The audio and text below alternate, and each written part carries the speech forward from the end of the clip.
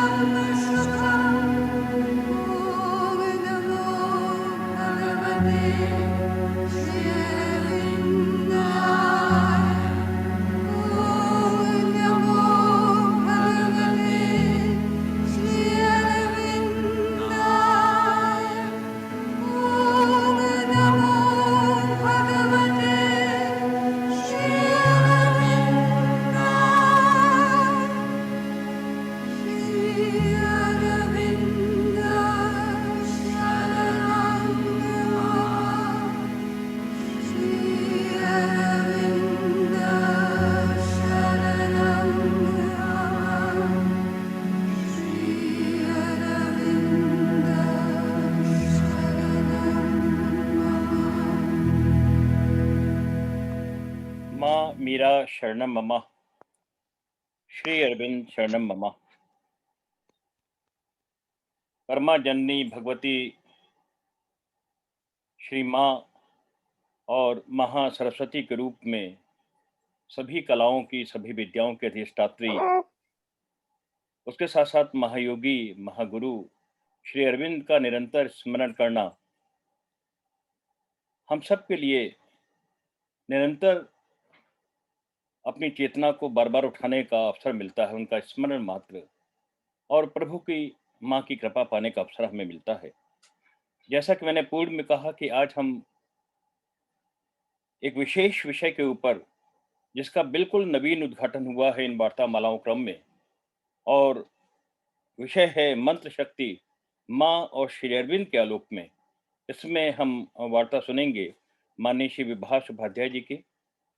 उसके पूर्व मैं माँ श्री अरविंद के कुछ बीज मंत्र अवश्य पढ़ना चाहूंगा, जिन्हें हम सब इनका पाठ करते हैं। उसके बाद में हम आगे बढ़ते हैं। ओम नमो भगवते श्री अरविंदाय। आनंदमयी चैतन्यमयी सत्यमयी परमे। ओम तत्सत ज्योतिरारविंद। ओम सत्यम ज्ञानम ज्योतिरारविंद। ओम तत्सवितुर्विरम रूपम ज्योति परस धीमहि यन्नः सत्येन दीपयेत्।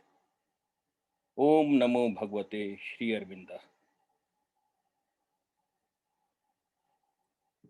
हमारे बीच में हमारे आज के परम विद्वान वक्ता हैं माननीय श्री विभाष उपाध्याय जी। जो लोग श्री अरविंद सोसाइटी से लंबे समय से जुड़े हुए हैं, उनके लिए उनके परिचय की कोई आवश्यकता नहीं है। उनका नाम ही काफ़ी है, उनके कार्य काफ़ी हैं। लेकिन हमारे बीच में आज के वार्तामाला क्रम में जो कुछ भी हमारे हर बार नए श्रोता जुड़ते हैं, और इस समय लगभग 46 श्रोता हमारे बीच में उपस्थित हैं, बल्कि 47। तो उनके बीच में, क्योंकि आमतौर पे माँ और श्री अरविंद के भक्ति में लीन सभी साधक अपने परिचय से बचना बचते हैं और माँ और श्री अरविंद के चरणों में रह करके और छुपकर ही कार्य करना पसंद करते हैं। परंतु जब हम किसी सार्वजनिक कार्यक्रम में होते हैं या नए अपने श्रोताओं और नए साधकों के बीच में होते हैं, तो ये जानना परम आवश्यक है कि हमारे बीच में आज का जो प्रेरक व्यक्तित्व है वो कौन है। माननीय श्री विभाष उपाध्याय जी, आप जिस तरह से आध्यात्म के क्षेत्र में रुचि रखते हैं, उससे कहीं ज़्यादा सामाजिक क्षेत्र में भी उतनी ही रुचि रखते हैं। माँ श्री अरविंद के चरणों में तो नाथ हैं ही, परंतु राजनीति में भी प्रवेश करके और उसको एक नई दिशा दे रहे हैं, सेवा की दिशा दे रहे हैं। माननीय श्री विभाष उपाध्याय जी वर्तमान में राज्य मंत्री हैं, उपाध्यक्ष हैं मध्य प्रदेश जन अभियान परिषद, मध्य प्रदेश शासन के। उसके साथ-साथ में आपकी जो शिक्षा हुई है वो सोशल वर्क में हुई है, और Indore school of social work, Devi Ahilya Vishwavidyalaya से आप प्रशिक्षित हैं, और उन्होंने अपना जीवन समर्पित किया है आध्यात्म, समाज सेवा और राजनीति को नई दिशा देने के लिए। आप 1980 में राष्ट्रीय स्वयंसेवक संघ और उसके विभिन्न अनुषांगिक दायित्व उन्होंने संभाले हैं।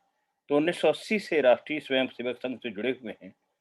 उसके साथ-साथ आप अखिल भारतीय वित्तीय समिति, संस्कृत मंत्रालय, भारत सरकार के सदस्य, माननीय सदस्य हैं, और साथ ही आप विवेकानंद केंद्र कन्याकुमारी के इंदौर विभाग के संचालक हैं। राज्य समिति श्री अरविंद सोसाइटी मध्य प्रदेश के आप उपाध्यक्ष हैं, और श्री अरविंद सोसाइटी उज्जैन शाखा के आप माननीय अध्यक्ष हैं। आप विभिन्न सामाजिक संस्थाओं में पदाधिकारी हैं, क्योंकि उनका जीवन ही समर्पित है समाज सेवा के लिए। सन 2000 से लेकर के 2005 तक मध्य प्रदेश समाज सेवा न्यास में छत्तीसगढ़ के निदेशक का दायित्व भी आपने संभाला। 2000 और 2003 के बीच में आप बाबा साहब अम्बेडकर संस्थान विश्वविद्यालय महू के सीनेट सदस्य रहे, और उसके साथ-साथ में आप CAPART ग्रामीण विकास मंत्रालय भारत सरकार के पूर्व सदस्य हैं। साथ ही आप 50वां गणतंत्र दिवस समारोह जो आयोजित हुआ था, तो मध्य प्रदेश भारत सरकार ने जो उसकी आयोजन समिति बनाई थी, उसके पूर्व सदस्य हैं।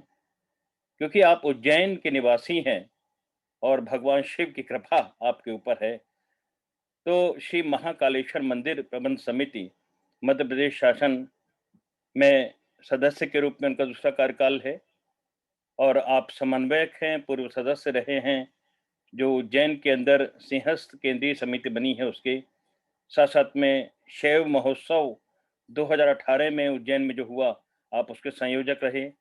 अखिल भारतीय वेद महोत्सव 2019 जो कि एचआरडी मंत्रालय द्वारा भारत सरकार, केंद्रीय सरकार द्वारा आयोजित किया गया था, आप उसके भी संयोजक रहे हैं। 2008 में श्री महाकालेश्वर वैदिक एवं प्रशिक्षण शोध संस्थान की स्थापना की गई, आपके द्वारा ही।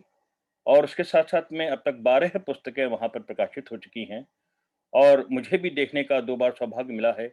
उर्विदा पत्रिका बहुत ही उच्च स्तरीय पत्रिका का संपादन भी आप कर रहे हैं। मैं यहाँ-यहाँ उनकी पारिवारिक पृष्ठभूमि भी बताना चाहूँगा।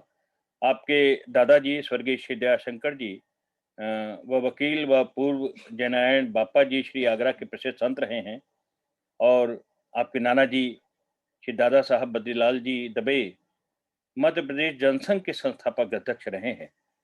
उसके साथ-साथ में श्री अनिल माधव दबे जी आपके मेरे भाई हैं, वो केंद्रीय मंत्री रहे हैं। स्वर्गीय श्री रमेश चंद्र उपाध्याय जी शिक्षा अधिकारी रहे हैं। आपकी पूज्य माता जी साधना उपाध्याय जी शिक्षा के क्षेत्र में रही हैं और आपकी धर्मपत्नी जी डॉक्टर कविता उपाध्याय जी परियोजना अधिकारी हैं उज्जैन में। तो हम देख रहे हैं कि एक ऐसी पारिवारिक परंपरा का प्रतिनिधित्व हमारे बीच में आज का हमारे विद्वान वक्ता करते हैं कि जो लंबे समय से राजनीति को एक सही दिशा देने की दिशा में शिक्षा, धर्म, आध्यात्म और समाज सेवा के लिए समर्पित रही है। तो अब मैं बीच में ज़्यादा समय नहीं लूँगा और मैं आमंत्रित कर रहा हूँ आज की वार्ता मंत्र शक्ति श्री अरविंद और श्री माँ के आलोक में को प्रस्तुत करने के लिए आदरणीय श्री विभाष उपाध्याय जी को। माननीय विभाष। बहुत बहुत धन्यवाद अनिल जी, मैं आपको प्रणाम करता हूँ। प्रणाम। हम लोग जो इस विश्व मात्र में पहला जो मंत्र प्रकट हुआ था, उस प्रार्थना के साथ में इस वार्ता का हम लोग प्रारंभ करते हैं। ओम अग्निमिड़े पुरोहितम यज्ञस्य देव मृत्विजम होतारम मृतधातुमम। अग्नि की स्तुति करते हुए सबसे पहले ऋग्वेद का जो पहला मंत्र है, हमारे यहाँ कहा गया ऋषयो मंत्र दृष्टारः। ऋषियों ने उन मंत्रों की रचना नहीं की है, ऋषियों ने कहीं से उसको लेकर के प्रस्तुत नहीं किया है। ऋषि वो यंत्र बने हैं जिनके अंदर वो चेतना अवतरित हुई है। मंत्र के रूप में उस चेतना को उन्होंने देखा है और उसको हमारे सामने प्रस्तुत किया है। और पहला जो मंत्र प्रस्तुत हुआ है वह अग्नि की स्तुति है। तो उसका हमने यहाँ उसके साथ में इसको प्रारंभ हम लोग कर रहे हैं। आज की इस वार्ता में हमारे बीच में श्री मनोज भाई, अनिल जी, दानी साहब और सभी वरिष्ठ महानुभाव जो हैं उपस्थित हैं, उन सभी को मैं अभिवादन करते हुए और सबसे पहले मनोज भाई को मैं धन्यवाद दूंगा कि उन्होंने मुझे इस विषय में कुछ कहने के लिए प्रेरित किया। यहाँ जो कुछ परिचय दिया जा रहा था उसकी आवश्यकता नहीं थी और वस्तुतः जितना प्रबोधन आपका होने वाला है उससे ज्यादा मेरा होने वाला है और इसके लिए इसका पूरा श्रेय किसी को है तो मनोज भाई को है। तो आइए हम लोग इस विषय पर थोड़ा सा आगे बढ़ते हैं। मंत्र के बारे में जो संस्कृत की परिभाषा है, मनना त्रायते इति मंत्र। तो मन का जो तारण करता है, जो उसका उद्धार करता है, जो उसको पार ले जाता है, उसको मंत्र कहा जाता है। तो इसको वस्तुतः कहाँ से पार ले जाने की बात कही जा रही। जैसे गायत्री मंत्र की भी जब बात आती है तो उसको परिभाषित किया गया, गायन्ते त्राता इति गायत्री, कि जिसके गायन मात्र से, उच्चारण मात्र से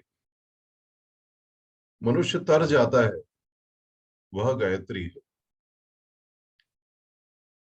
अगर हम गहराई से इस बात पर विचार करें, सामान्य दृष्टि से, जैसा कि पुराणकार कहते हैं, जैसा कि हमारा परंपरागत मत है, कि जो कुछ यात्रा हमारी चल रही है, ये भव सागर से तर जाने की यात्रा हमारी चल रही है। हमारे जीवन का एकमात्र उद्देश्य है कि ये जो भव सागर है, जिसमें कि हम अनायास आ गए हैं और जन्मांतर के कर्मों के कारण से हमको यहाँ सुख और दुख भोगने पड़ रहे हैं, इससे पार जाने के लिए हमें कुछ करना पड़ेगा। तो जब तरने की बात आती है, पार उतरने की बात आती है, तो सामान्य मनुष्य, भारतीय, यह विचार करता है कि भव सागर से पार जाने की बात की जा रही है। हमारे यहाँ किसी भी विषय या वस्तु को, साहित्य हो या कविता हो, उसके 3 आयाम हैं। उन 3 आयामों पर अगर वो खरे उतरते हैं तो वह पूर्णता प्राप्त करते हैं। तो 3 आयाम है: अधिभौतिक, अधिदेविक और आध्यात्मिक। अगर कोई कविता इन तीनों स्तरों पर अपनी सार्थकता सिद्ध कर रही है, तभी वह पूर्ण होगी। उसी प्रकार से कोई मंत्र अगर तीनों इन आयामों पर अपनी प्रतिपादकता को सिद्ध करता है, तभी वह मंत्र पूर्ण मंत्र कहा जाएगा। और इसलिए प्रत्येक, जब तरने की बात आती है, तो फिर ये इन तीनों स्तरों पर उस आयाम के उद्घाटन की ओर हमको देखना होगा। अधिभौतिक स्तर पर हमारे जीवन के जो भौतिक सुख दुख हैं, उनसे पार जाने और एक निश्चिंतता की अवस्था आने को हम कह सकते हैं कि हम तर गए। हमारी भौतिक उपलब्धियों को प्राप्त करके हम अपने आप को सफल मान सकते हैं। अधिदेविक क्षेत्र में, जो कि एक इतना विकट क्षेत्र है, सामान्यतः अभी जो मनुष्य की चेतना की अवस्था है, उसके सामने वो अधिदेविक क्षेत्र उद्घाटित नहीं हुआ है, यद्यपि वह उसके जीवन को प्रभावित करता है। श्री अरविंद कहते हैं कि पृथ्वी का संचालन यहाँ से ऊपर जो सूक्ष्म शक्तियां हैं, उनके द्वारा होता है, और इसके कई प्रमाण प्राप्त होते हैं। वशिष्ठ, योग वशिष्ठ में जब वशिष्ठ मुनि भगवान राम से चर्चा कर रहे हैं, तो भगवान राम से चर्चा करते हुए वशिष्ठ मुनि कहते हैं कि मैं असंख्य सत्ताओं को इस ब्रह्मांड में घूमते हुए देख रहा हूँ। अनेक देवी देवता, शक्तियां, असुर, पिशाच, सब लोगों को मैं देख रहा हूँ। तुम देख नहीं पा रहे। उसी प्रकार से श्रीमद् भगवद गीता में भगवान ने एक और प्रमाण प्रस्तुत किया है। जब अर्जुन निराश हो जाते हैं और भगवान उनको विश्वरूप दर्शन करा करके दिखाते हैं कि किस प्रकार से संपूर्ण युद्ध भगवान के द्वारा लड़ा और जीता जा चुका है। केवल अर्जुन को उस युद्ध को यंत्र बन करके और उसमें अपनी भूमिका का निर्वाह करना है। निमित्त मात्रेण भव सव्यसाचिन, इसका उपदेश भगवान करते हैं। उस समय देखने में आता है कि भगवान सारे योद्धाओं को, जितने भट सुभट उस युद्ध में हैं, वो उनको नष्ट करके और अपने दांतों के नीचे चबा रहे। यह इस बात की ओर इंगित करता है कि यह जो घटना महाभारत की पृथ्वी पे घटित हो रही है, ये सूक्ष्म जगत में पहले घटित हो चुकी है। और इसलिए भगवान कह रहे हैं कि तू केवल निमित्त मात्र बन के इसमें अपनी भूमिका का निर्वाह कर, बाकी जो कुछ होना है वह सब मैं कर चुका हूं। तो अधिदेविक क्षेत्र इतना विस्तृत क्षेत्र है कि उस क्षेत्र में हमारी इस भौतिक इंद्रियां जो है, उन इंद्रियों के द्वारा, हमारी आंख के द्वारा, हमारे कर्णरंध्र के द्वारा, हमारे स्पर्श के द्वारा उस जगत को जानना बहुत कठिन है। आज तो अब जो भौतिक विज्ञान है, जिसको हम मेटाफिजिक्स बोलते हैं, उसके द्वारा भी उस क्षेत्र में प्रवेश करने का उपक्रम चल चल पड़ा है। और इसलिए अब जितने विदेशी शोध संस्थान हैं, वे सब भारत की ओर देख रहे हैं कि भारत के ऋषि मुनियों ने जो प्रमाण प्रस्तुत किए हैं, जो कथाएं हमारे समक्ष प्रस्तुत की हैं, जो जो कुछ वर्णन ग्रह नक्षत्रों का किया है, वे सारे वर्णन ऐसा लगता है कि सटीक है। और उन सारे वर्णनों के आधार पे अब वो पूरे विश्व ब्रह्मांड को देखने का प्रयास कर रहे हैं। अधिदैविक के बाद में तीसरा क्षेत्र है आध्यात्मिक, जिसको कि हम कहते हैं फुल एंड फाइनल, जो हमारे जीवन का अंतिम लक्ष्य है और जो हमारा मूल स्वरूप है, उस स्वरूप को भी मंत्र के द्वारा प्राप्त किया जा सकता है। तो कोई एक मंत्र अगर तीनों स्थानों पर अपनी उपादेयता को सिद्ध करता है, तब उस मंत्र को पूर्ण माना जा सकता है। तो यहाँ जब हमने बात की कि तारण की, तो मनुष्य जब तरने की बात करता है तो वो चेतना के किस स्तर पे उस मंत्र का प्रयोग कर रहा है और उसका उद्देश्य उसको करने के पीछे क्या है, इन दोनों बातों को ध्यान में रखकर ही हम ये तय कर सकते हैं कि किस तारण की बात यहाँ कही जा रही है। भगवत गीता में भक्तों के या श्रद्धालुओं के चार विभाजन किए गए हैं। एक है अर्थार्थी, एक है आर्त, एक है जिज्ञासु और एक है ज्ञानी। तो मनुष्य किसी अपने जीवन में किसी भी उपक्रम को करने के पीछे पीछे जो उसका उद्देश्य होता है, वह चार ही कारण होते हैं जिनके कारण से वो किसी भी उपक्रम को अपने हाथ में लेता है। आर्त अर्थात किसी संकट में पड़ने पर जब वो प्रयास करता है उस संकट से छूटने के लिए, उस समय जो उसका प्रयास किया जाता है वो आर्त भाव से किया जाता है।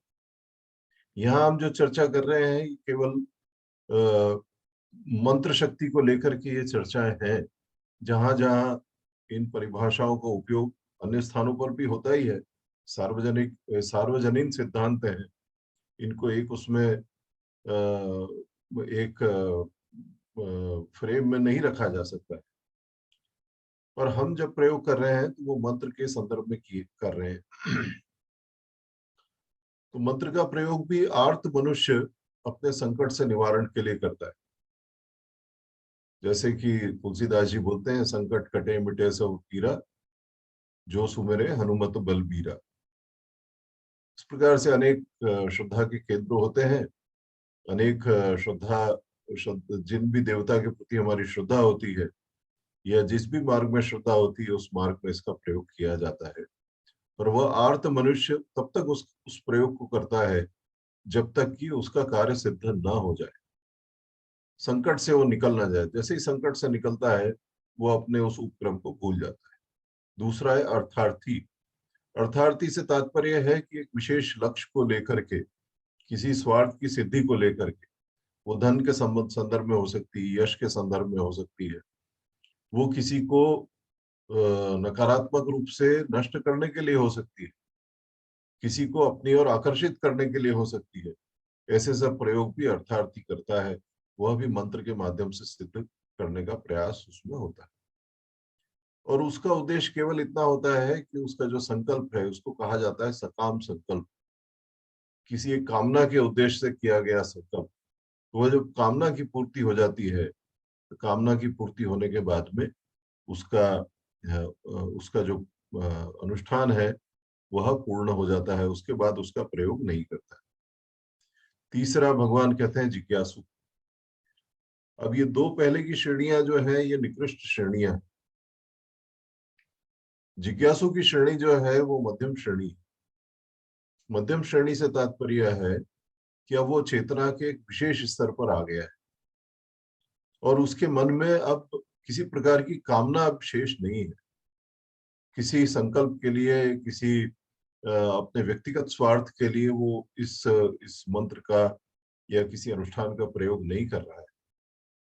वह केवल जिज्ञासा वर्ष इस बात को कर रहा है। और जिज्ञासा उसके अंदर जो पैदा हुई है उसके अनेक कारण हो सकते हैं।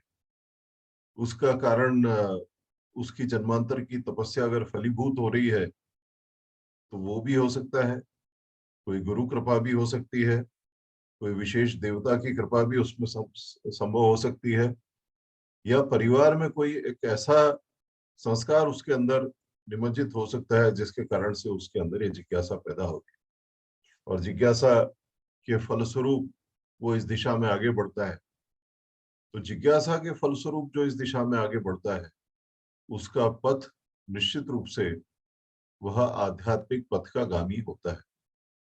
उसके विचलन की संभावना कम से कम होती है, और उसकी जिज्ञासा जब तक शांत नहीं हो जाती तब तक इस पथ पर वह बने रहता है। और अंत में जो श्रेष्ठ श्रेणी कही गई है वह है ज्ञानी। ज्ञानी सब कुछ जानता है, ज्ञानी को अपना कोई स्वार्थ नहीं है, ज्ञानी में ममता और अहंता दोनों समाप्त हो गई है, मतलब उसका मैंपन भी समाप्त हो गया है और उसका मेरापन भी समाप्त हो गया है। अब ना कोई उसका अपना है, ना कोई उसका पराया है। सर्व जगत जो है वो वासुदेव सर्वमिति है। और वो ज्ञानी जब किसी अनुष्ठान को करता है तो उसको फिर वो जीव संकल्प नहीं रहता, वो कहलाता है शिव संकल्प। उसके माध्यम से भगवान स्वयं ही संकल्प को पूरा कर रहे हैं, और उसके माध्यम से जो जो कुछ किया जा रहा होता है वह सब कुछ पारमार्थिक होता है, उसमें कुछ भी स्वार्थ का भाव नहीं होता है। उसके द्वारा उसकी उपस्थिति मात्र, श्री अरविंद तो एक स्थान पर कहते हैं कि तपस्या में बैठा हुआ कोई योगी, तुम ऐसा मत समझो कि वह निष्क्रिय है या उसका इस वैश्विक चेतना में कोई योगदान नहीं है, ऐसा नहीं समझना चाहिए, क्योंकि वहां बैठे हुए भी अपने संकल्प मात्र से वो इस दुनिया को बदल सकता है, जो श्री अरविंद ने स्वयं ने किया। तो मंत्र के ये तीनों स्तर पे अधिभौतिक, अधिदेविक और आध्यात्मिक तीनों स्तरों पर प्रयोग किया जा सकता है। अभी हम जो चर्चा कर रहे हैं वो हमारी जो परंपरागत प्रणाली है, जो वेदोक्त और तंत्रोक्त प्रणाली है, उस पर चर्चा कर रहे हैं। उसके बाद में श्री अरविंद ने जो मार्ग हमें बतलाया है उस पर हम कुछ चर्चा करेंगे। हमारी परंपरागत प्रणाली में तीन प्रमुख घटक हैं। पहला घटक है मंत्र, दूसरा है देवता और तीसरा है गुरु। इन तीनों घटकों में सबसे महत्वपूर्ण कोई घटक है तो वह है गुरु। एक श्लोक में यह कहा गया है कि देवता मंत्र के अधीन होते हैं और मंत्र गुरु के अधीन होते हैं। तो इसलिए अगर हमको उस निर्दिष्ट शक्ति से आशीर्वाद प्राप्त करना है तो गुरु के माध्यम से मंत्र प्राप्त करना पड़ेगा, और मंत्र के माध्यम से उस देवता तक हम पहुंच सकते हैं। इसलिए गुरु का स्थान सर्वोपरि कहा गया है। एक स्थान पे तो जब प्रार्थना करते हैं गुरु की, तो ध्यान मूलम गुरोर मूर्तिम, पूजा मूलम गुरोर पदम, मंत्र मूलम गुरोर वाक्यम, मोक्ष मूलम गुरु कृपा। गुरु के वाक्य को मंत्र मूलक कहा गया है। उनके मुंह से जो कुछ निकल रहा है वह सब मंत्र रूप ही है। तभी मनुष्य उस चेतना को प्राप्त कर पाएगा जिस चेतना का अवगाहन उसके गुरु कर रहे हैं। उसके बिना वहां तक पहुंचना उसके लिए कठिन है। और इसलिए हमारे यहाँ उपनिषद में उपनिषदकार कह रहे हैं कि उससे गुरु से मंत्र दीक्षा कैसे प्राप्त करनी है, उससे उस ज्ञान को कैसे प्राप्त करना है। तो कहा गया ईश्वर प्रणिपातेन परिप्रश्नेन सेवया। जाते ही प्रणिपात करना है। प्रणिपात से तात्पर्य केवल दंडवत प्रणाम से नहीं है। प्रणिपात से तात्पर्य है संपूर्ण समर्पण, सांगोपांग समर्पण। हमारे शरीर, मन, प्राण, बुद्धि का कोई अंग ऐसा न रहे जो कि वहां शंका शंका को लेकर के उपस्थित हो। प्रणिपात है पूरा समर्पण होने के बाद में दूसरा जो उपक्रम शिष्य को करना है वह करना है परिप्रश्न, गुरु के पास जाकर के अपनी जिज्ञासा को प्रस्तुत करना है। और क्या जिज्ञासा है उसको लेकर के वेद में कहा गया, कस्मिन्नु भगवतो विज्ञाते सर्वमिदं विज्ञातम भवति। शिष्य जो उपनिषद में शिष्य अपने गुरु से क्या प्रश्न कर रहा है, वह प्रश्न कर रहा है कि मुझे ऐसा ज्ञान दीजिए जिसको प्राप्त करने से मुझे सब कुछ प्राप्त हो जाता। सर्वमिदं विज्ञातम भवति, ऐसा कुछ भी नहीं शेष रहे जो आपके ज्ञान से मुझे प्राप्त न हो। वह उस परम ज्योति, परम चेतना को प्राप्त करना चाहता है। और तीसरा उपक्रम जो गुरु के पास जाकर के शिष्य को करना है, और ईश्वर प्रणिपाते न परिप्रश्नेन सेवे, गुरु की सेवा उसको करनी। सेवा से उसका अंतःकरण निर्मल होगा, शुद्ध होगा। उसी के बाद ही गुरु की ओर से जो चेतना का प्रवाह है उसको प्राप्त कर सकते हैं। बिना सेवा के अगर उस ज्ञान को प्राप्त करेगा तो वह ज्ञान उसका आसुरिक हो जाएगा, उसमें अहंकार का जो मटमेलापन है वो मिल जाएगा, और बिना सेवा के अहंकार विगलित नहीं होता है। हमारे सामान्य जीवन में भी हम देखते हैं कि किसी मनुष्य ने अगर सेवा न की हो, उसके परिवार से उसको सेवा का भाव प्राप्त न हुआ हो, सेवा के संस्कार उनके घर में या उसके अंदर न हो, और उसको कोई बड़ा स्थान मिल जाए, बड़ा धनपति हो जाए, तो महा अहंकारी हो जाता है।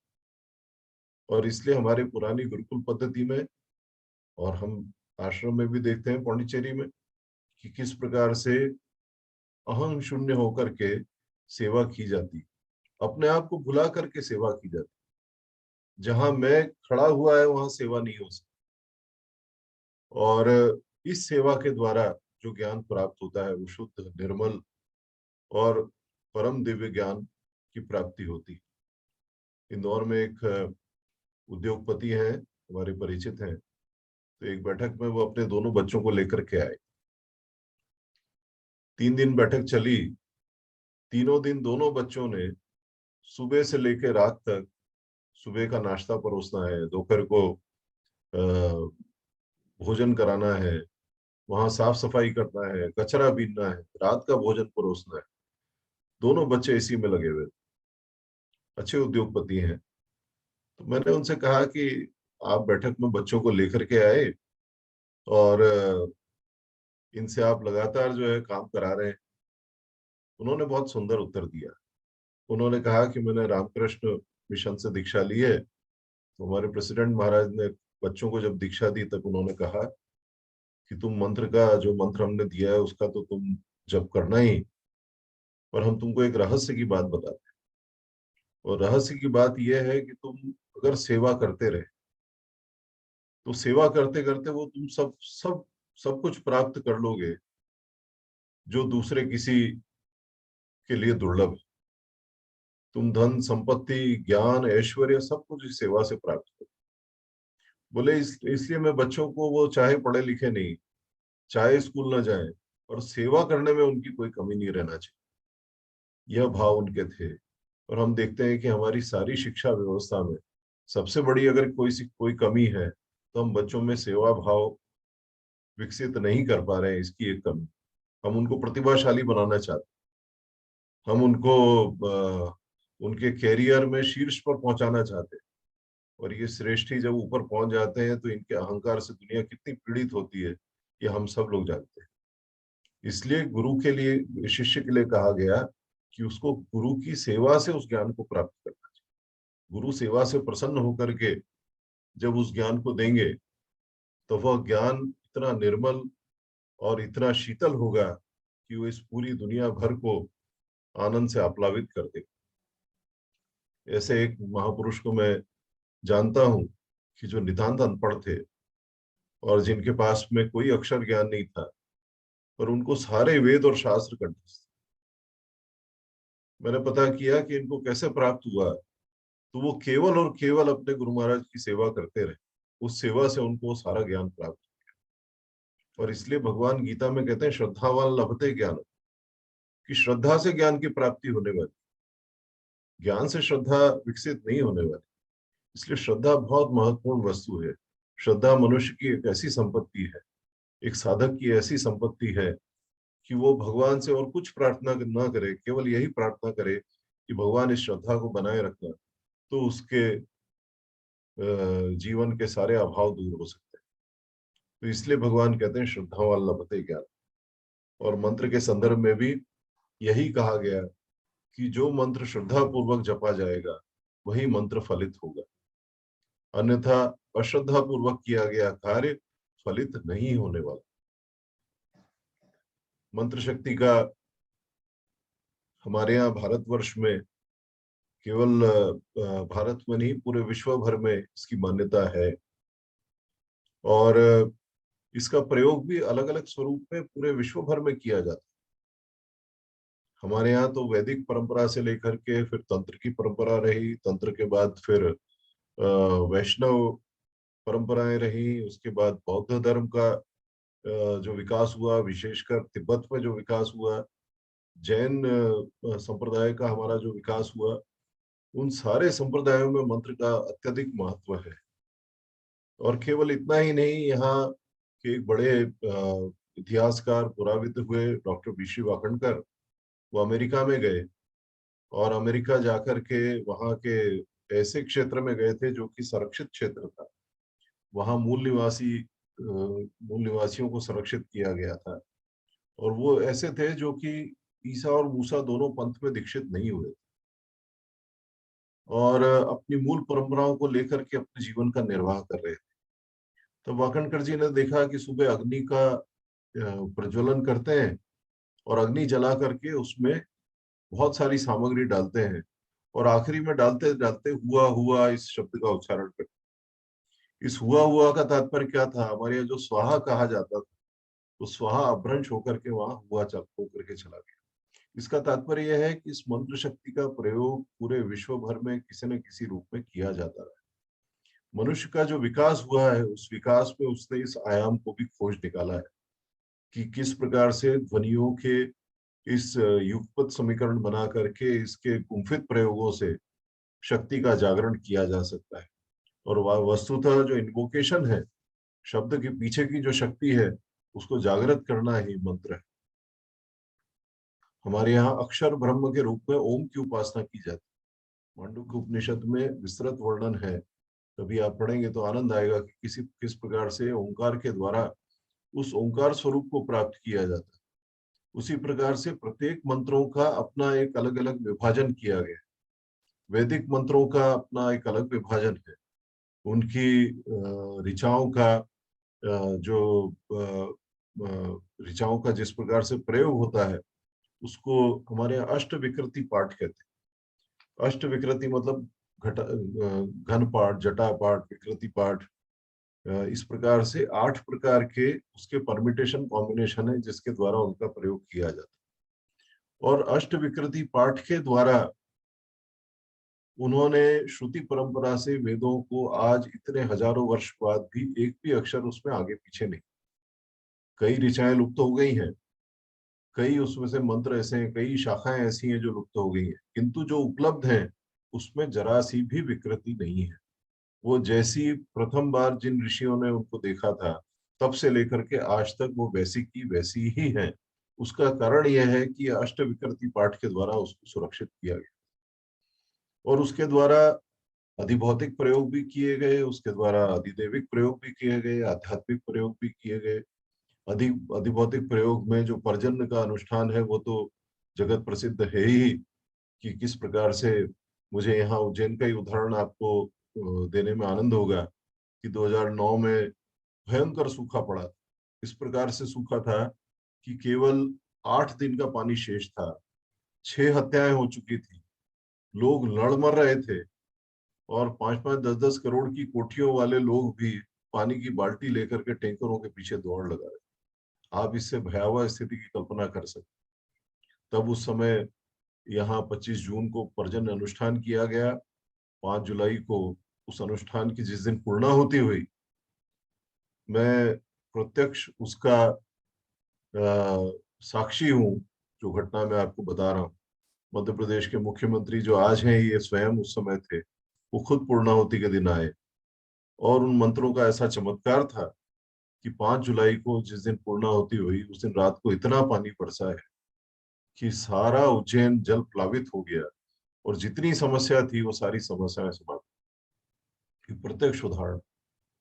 उसी प्रकार से सोम यज्ञ का अनुष्ठान किया जाता है।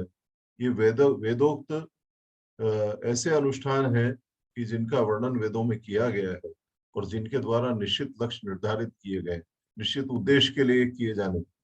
यद्यपि इनके नियम विधान बहुत कड़े हैं, सामान्य मनुष्य के लिए करना बहुत कठिन, पैसा भी इसमें बहुत खर्च होता है, किंतु ये सारे विधान जो है ये हमारे यहाँ उपलब्ध है। कहने का उद्देश्य इतना ही। सोम यज्ञ के द्वारा जब आह्वान किया जाता है तब उसमें वह समय बताते हैं कि कल अगर हम सुबह 9 बजे संकल्प लेंगे तो 9 बजे दक्षिण दिशा से बादल आते हुए हमको दिखाई देंगे, तब बादलों का आह्वान किया जाता है। इस समय वर्षा का आह्वान होगा, वरुण देवता का, तब वर्षा होगी। तब उस समय समय दे करके कि दोपहर को 1 बजे वर्षा होगी। आप देखते हैं कि उस समय बिल्कुल आसमान साफ पड़ा हुआ है, और जैसे ही मंत्रों की ध्वनियां गुंजित होती हैं और वो आसमान की ओर बढ़ती हैं, धीरे धीरे बादल आकर के और वो बूंदाबांदी करना प्रारंभ कर देते हैं। ऐसे अनेकानेक प्रयोग मंत्रों के हमारे शास्त्रों में दिए हुए, और इसका सकारात्मक उपयोग भी हो रहा है, नकारात्मक उपयोग भी हो रहा है। और विशेषकर जो राजनीति में जो सक्रिय हैं, या जो उद्योग के क्षेत्र में है, या जो अन्य प्रकार से समाज में अपनी भूमिका निभा रहे हैं, उसमें नकारात्मक और सकारात्मक दोनों ही रूप से इन शक्तियों का प्रयोग प्रमुखता से किया जा रहा है। हमारी एक मित्र का उदाहरण मैं देखता हूँ कि उनको उनके किसी गुरु ने बताया, वो बड़े परेशान थे, और जब परेशान थे तो उनके गुरु ने बताया कि तुम इस मंत्र का अनुष्ठान करो। इस मंत्र का अनुष्ठान करने से जो तुमको परेशान कर रहा है उसका निदान हो जाएगा। अब वो उन्होंने अनुष्ठान किया, जिस दिन पूर्णाहुति हुई उस दिन उसका निदान हो गया सामने वाले पक्ष का। किंतु सकाम अनुष्ठान का दुष्परिणाम कैसा होता है ये भी उनको देखने को मिला, कि अगले साल ठीक 1 साल बाद जब वो तिथि आई, तब उस तिथि को इनको भी अपने स्थान को छोड़ना पड़ा। तो यह वास्तव में प्रकृति में एक हस्तक्षेप की प्रक्रिया है, जिससे हमको बचना चाहिए, सामान्यतः बचना चाहिए। इसलिए हमारे महापुरुष कहते हैं कि जो कुछ करना है वो भगवत प्रीत्यर्थे करना है, भगवान की प्रीति के लिए करना है। महर्षि अरविंद कहते हैं कि हमें जो कुछ करना है वो भगवान के लिए करना है, किसी मनुष्य मात्र के लिए या समाज के लिए या देश के लिए। ये एक अलग तत्व है, और भगवान के लिए किया गया कार्य वह दिव्य कार्य है। ये बार बार हमको माता जी की वाणी में हमको सुनाई देता है, और वो इतना व्यवहारिक है कि उसका अगर हम पालन करते हैं तो हम निर्भय होकर के अपने जीवन का यापन कर सकते हैं। इसमें किसी प्रकार की कोई शंका नहीं। तो मंत्रों के यह जो विविध प्रयोग हैं, जैसे गायत्री मंत्र हमारे यहाँ बड़ा प्रसिद्ध है, और उसका विशेषकर वैदिक संस्कृति में, गायत्री मंत्र के बिना वैदिक संस्कृति में हम आगे नहीं बढ़ सकते। या जो हमारे भारतीय आध्यात्मिक चेतना में प्रवेश का द्वार अगर हम कहें तो वह गायत्री मंत्र है, अत्यंत शक्तिशाली मंत्र है। और हमारे यहाँ यह विधान है कि बालक का जब स्कूल में प्रवेश होगा तो सबसे पहले उसको गायत्री मंत्र में दीक्षा प्रदान की जाएगी। वह उस मंत्र को प्राप्त करके ही विद्यालय में प्रवेश कर सकता है, अन्यथा वो प्रवेश नहीं कर सकता। गायत्री हमारे यहाँ ब्रह्म विद्या मानी गई। गायत्री के द्वारा उस परात्पर ब्रह्म को भी प्राप्त कर सकते हैं, वह उन्हीं का स्वरूप है यह मान करके। और गायत्री मंत्र के द्वारा शिष्य का अपनी विद्या में प्रवेश होता है। श्री अरविंद ने भी सुप्रामेंटल गायत्री हमको दी है, उसकी चर्चा हम थोड़ा सा आगे इसमें करेंगे कि उसमें और परंपरागत गायत्री में क्या अंतर है। उसी प्रकार से आजकल महामृत्युंजय मंत्र का भी प्रचलन खूब हो गया है, और विशेषकर आयु के संदर्भ में जब बात होती है या स्वास्थ्य के संदर्भ में बात होती है, और शैव मत में जिनकी निष्ठा है, भगवान शिव के प्रति जिनकी श्रद्धा है, वो महामृत्युंजय जप का भी प्रयोग करते हैं। किंतु इन मंत्रों की इन मंत्रों का फल जो है, तो जैसा मैंने कहा कि जितना दृढ़ श्रद्धा और विश्वास के साथ इसको किया जाता है उतना ही फल प्राप्त होता है।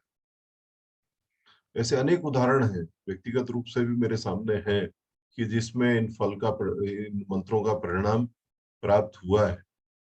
और केवल ऐसा नहीं है कि ये केवल स्वास्थ्य को लेकर के या अपने उसको लेकर के, अपने जीवन के आमूलचूल परिवर्तन में भी इनका प्रयोग किया जाता रहा। और इन मंत्रों के साथ में और विशद रचनाएं भी हमारे यहाँ की गई, जैसे सहस्त्र नाम इन मंत्रों का ही एक विस्तार है। विष्णु सहस्त्र नाम है, ललिता सहस्त्र नाम है, गायत्री सहस्त्र नाम है, ऐसे अनेक सहस्त्र नाम। अभी अभी हमारी ज्योतिबेन थानकी जी ने मात्र सहस्त्र नाम की रचना की, जो माता जी के 1000 नामों का उसमें वर्णन किया है। या वशिष्ठ गणपति मुनि जो रमण महर्षि आश्रम में थे, उन्होंने उमा सहस्त्र नाम की रचना की है, जिसके माध्यम से जो है भगवान की आराधना की जाती है। इसका भी अत्यंत महत्व है। विष्णु सहस्त्र नाम के संदर्भ में तो ऋषिकेश के ऊपर एक महात्मा हमको प्राप्त हुए, और वह छोटी अवस्था में सन्यासी निकल गए थे और किसी आश्रम में वो अपना सेवा कर रहे थे। फिर एक दिन उनको अनुभूति हुई कि मैं तो भगवान की प्राप्ति के लिए निकला था और यहाँ तो मैं अपना मैनेजमेंट कर रहा हूँ, दूसरा कुछ काम नहीं कर पा रहा हूँ। और इस अनुभूति के बाद वो उस आश्रम को छोड़ करके आगे चले गए। फिर एक आकाशवाणी हुई और आकाशवाणी में उनको सुनाई दिया कि तुम विष्णु सहस्त्र नाम करो, और वो लगातार विष्णु सहस्त्र नाम करने लगे। 24 घंटे जब भी नींद खुलती विष्णु सहस्त्र नाम का पाठ चालू करते, और थक जाते फिर सो जाते, फिर उठते और उसके बाद विष्णु सहस्त्र नाम का पाठ करते। 6 महीने के बाद में उनको ब्रह्म साक्षात्कार होने के बाद में उनकी अवस्था चित्त की दशा बिल्कुल बदल गई। उनका जीवन आमूलचूल परिवर्तित हो गया।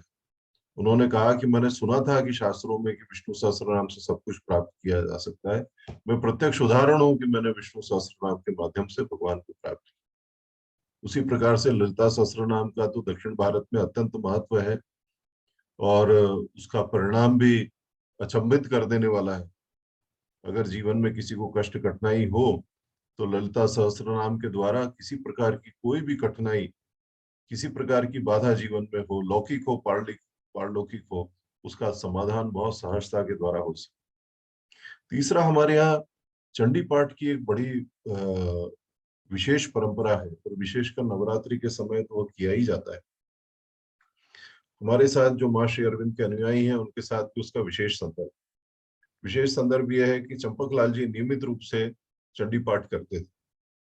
माता जी को किसी ने बताया, शायद निरुद्धा ने बताया, कि चंपक लाल जी नियमित रूप से चंडी पाठ करते, दुर्गा सप्तशती का पाठ। माता जी ने उनको बुला करके कहा कि जरा सुनाइए कैसे करते हैं, क्योंकि आश्रम में जो रामेश्वरम के पंडित जी थे, जो माता जी को गुह्य विद्याओं में सहयोग करते थे, उनके द्वारा जो संस्कृत श्लोक गाए गए, उसका प्लेग्राउंड में रोज उसको बजाया जाता था। माता जी चाहती थी कि चंपक लाल जी जो चंडी पाठ करते हैं, वह अगर उनको ठीक लगता है तो उसको भी प्लेग्राउंड में बजाया जा सकता। चंपक लाल जी को तो चूंकि उन्होंने पुरानी परंपरा में उस पाठ को सीखा था, तो अपनी द्रुत गति से बिल्कुल एक्सप्रेस वे में उन्होंने पढ़ना प्रारंभ कर दिया। पढ़ते हुए माता जी ने फिर उनको टोका, और टोक करके उनको बताया कि किस प्रकार से करना है। चंपक लाल जी लिखते हैं कि माता जी जब उस चंडी पाठ की भाव भंगिमाओं के साथ में मुझे बता रही थी, तो वैसा स्वरूप माता जी का मैंने अपने जीवन में कभी देखा नहीं। उस प्रकार का स्वरूप उनका दिखाई दिया। अब माँ भगवती खुद अपनी आराधना अगर करेंगी, तो उनका जो स्वरूप प्रकट होगा, उस स्वरूप उस दिव्यता की कल्पना करना हमारे लिए कठिन है। तो चंडी पाठ की परंपरा हमारे यहाँ बहुत गहराई के साथ में भारतीय परंपरा में निमज्जित रही है।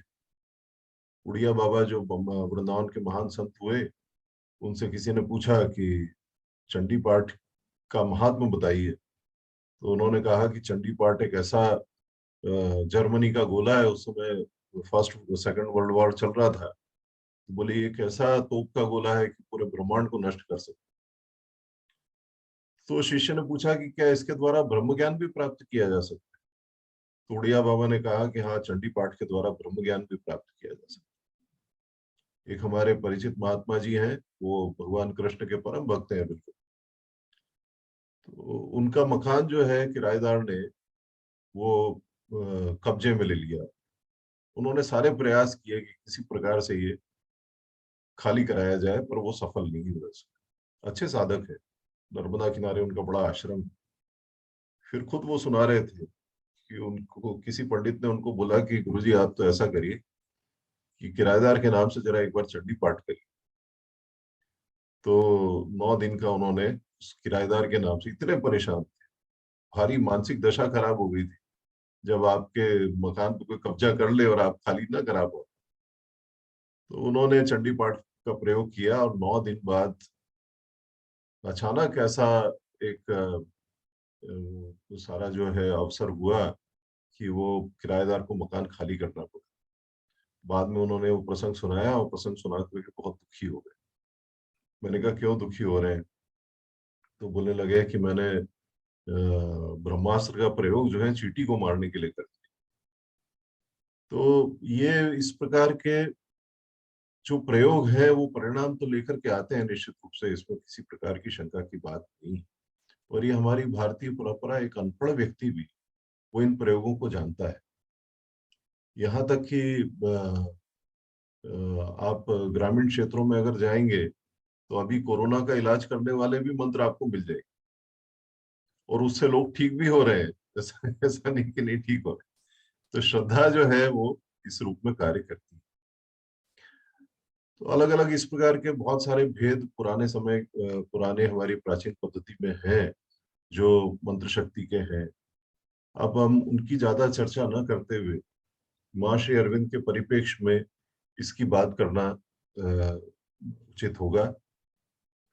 श्री अरविंद से बार बार यह आग्रह किया जाता था कि आप किसी न किसी प्रकार का मंत्र, जैसा परंपरागत पद्धति में है वैसा मंत्र दीजिए। और उसको लेकर के अनेक साधकों ने उनको पत्र लिखे। शुरुआत में जो उनके संपर्क में थे उन्होंने भी उनको आग्रह किया कि उनके द्वारा कोई मंत्र प्राप्त होना चाहिए, क्योंकि हमारे यहाँ ये माना जाता है कि अगर हमको गुरु मंत्र प्राप्त नहीं हुआ है तो हमारी आध्यात्मिक साधना का शुभारंभ नहीं हुआ। और यह भ्रम हमारे कई साधकों को आज भी बना रहता है कि अरे यहाँ कोई मंत्र नहीं दिया जाता। इसको हमको थोड़ा प्राचीन पद्धति के साथ में जोड़ करके और आगे बढ़ना पड़ेगा। हमारे यहाँ मंत्र देने के अनेक विधान हैं। उसमें दृष्टिपात के द्वारा, संकल्प के द्वारा, स्पर्श के द्वारा, अपनी वाचिक वाणी के द्वारा अनेक प्रकार से मंत्र दिए जा सकते हैं। और माता जी बार बार कहती है कि माँ श्री अरविंद का स्मरण करना या उनके संपर्क में आना ही पर्याप्त है कि तुम्हारा इस आध्यात्मिक साधना में शुभारंभ हो गया है। इसके लिए कोई बहुत बाह्य ऐसी प्रणालियों की आवश्यकता नहीं है। और इसलिए श्री अरविंद कहते हैं कि साधक को जिस मंत्र उसको लगता है कि उसके स्वभाव के अनुरूप है, उस मंत्र के साथ इस योग में वो आगे बढ़ सकता है। और इसके लिए ये आवश्यक नहीं है कि माँ श्री अरविंद की ओर से या उनके साधकों की ओर से कोई मंत्र आएगा तभी वह उसकी योग साधना आगे बढ़ेगी। परंपरागत पद्धति में यह माना जाता है, और वह सत्य भी है, कि वही दीपक दूसरे दीपक को जला सकता है जो खुद प्रज्वलित हो। चैतन्य आत्मा जो है, जो जागृत है, जिसने उसको प्राप्त कर लिया है, वही दूसरे को उसको प्राप्त करा सकता है।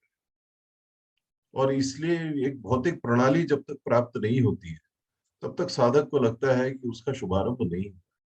किंतु माँ श्री अरविंद के योग में माँ श्री अरविंद का जो संकल्प है, उनकी जो साधना है, वह उनके निकट जाते ही या उनके चित्र के समक्ष जाते ही उनकी शक्ति का शुभारंभ हो जाता है, उनकी शक्ति क्रियाशील हो जाती है। हमने ऐसा सुना है, शायद मनोज भाई ने ही प्रसंग सुनाया था, और भी कई साधकों से सुनने को मिला कि 1940 या 45 के पहले माताजी अपने चित्रों को सार्वजनिक रूप से लगाने के लिए नहीं देती थी।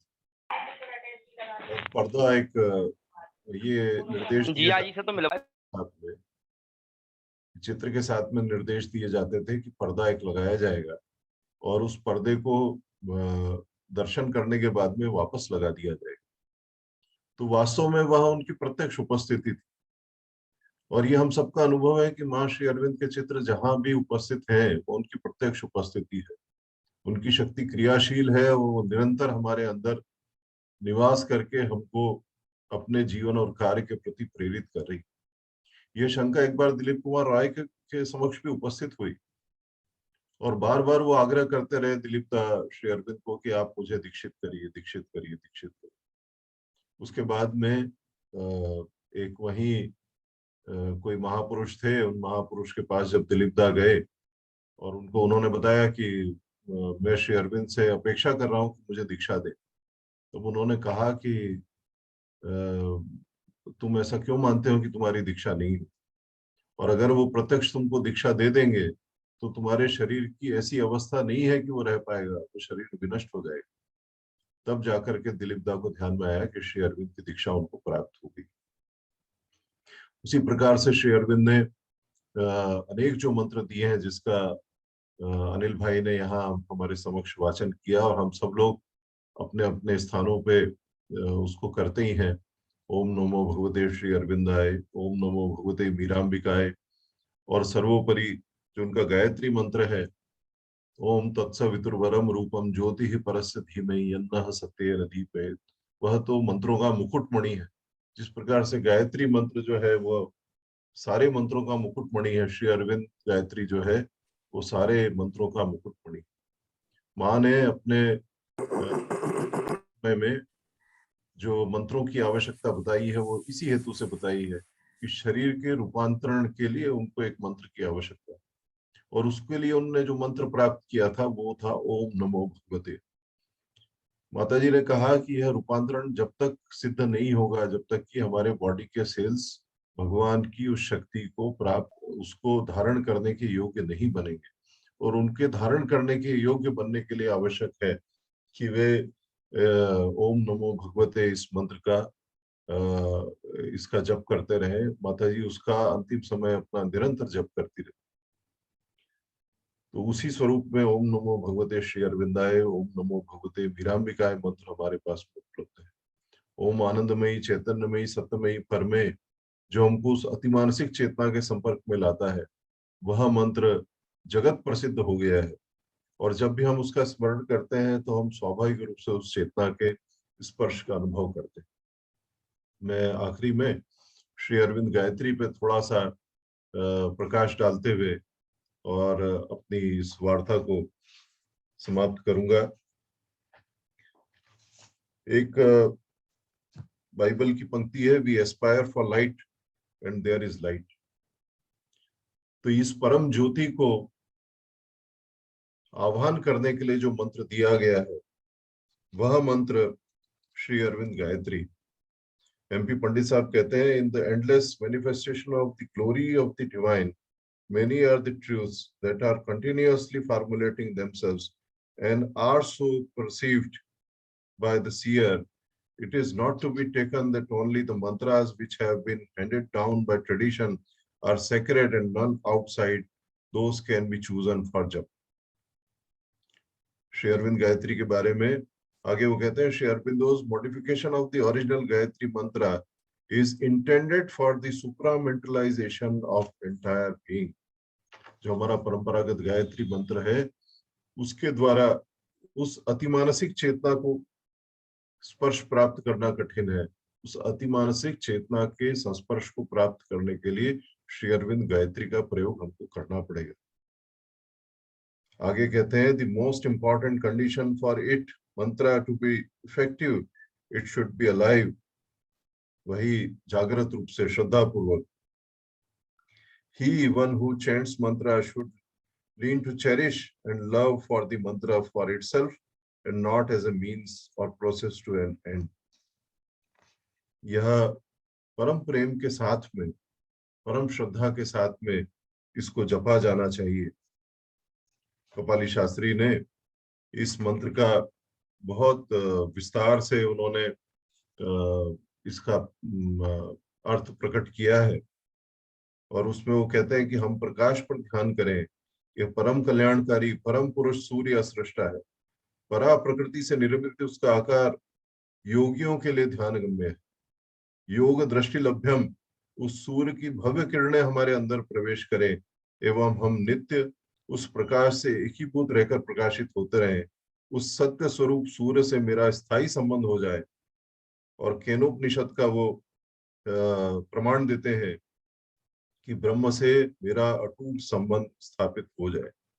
और इस मंत्र के प्रभाव से जो श्री अरविंद की गोल्डन लाइट कविता है, उस कविता की पंक्तियों को मैं आपके सामने रख करके अपनी वार्ता को समाप्त करूंगा। The golden light came down into my brain. मंत्र से जो अवगाहन हो रहा है, जो चेतना अवतरित हो रही है, उसका क्या प्रभाव हो रहा है। And the grey rooms of minds untouched became a bright reply to wisdom's so-called plain, a calm illumination and a flame. Thy golden light came down into my throat. All my speech is now a tune divine, a pain song of thee, my single note. My words are drunk with the immortal swine. The golden light came down into my heart, smiting my life with thy eternity. Now has grown a temple where thou art, and all its patience point towards only thee. Thy golden light came down into my feet. My earth is now thy playfield and thy seat.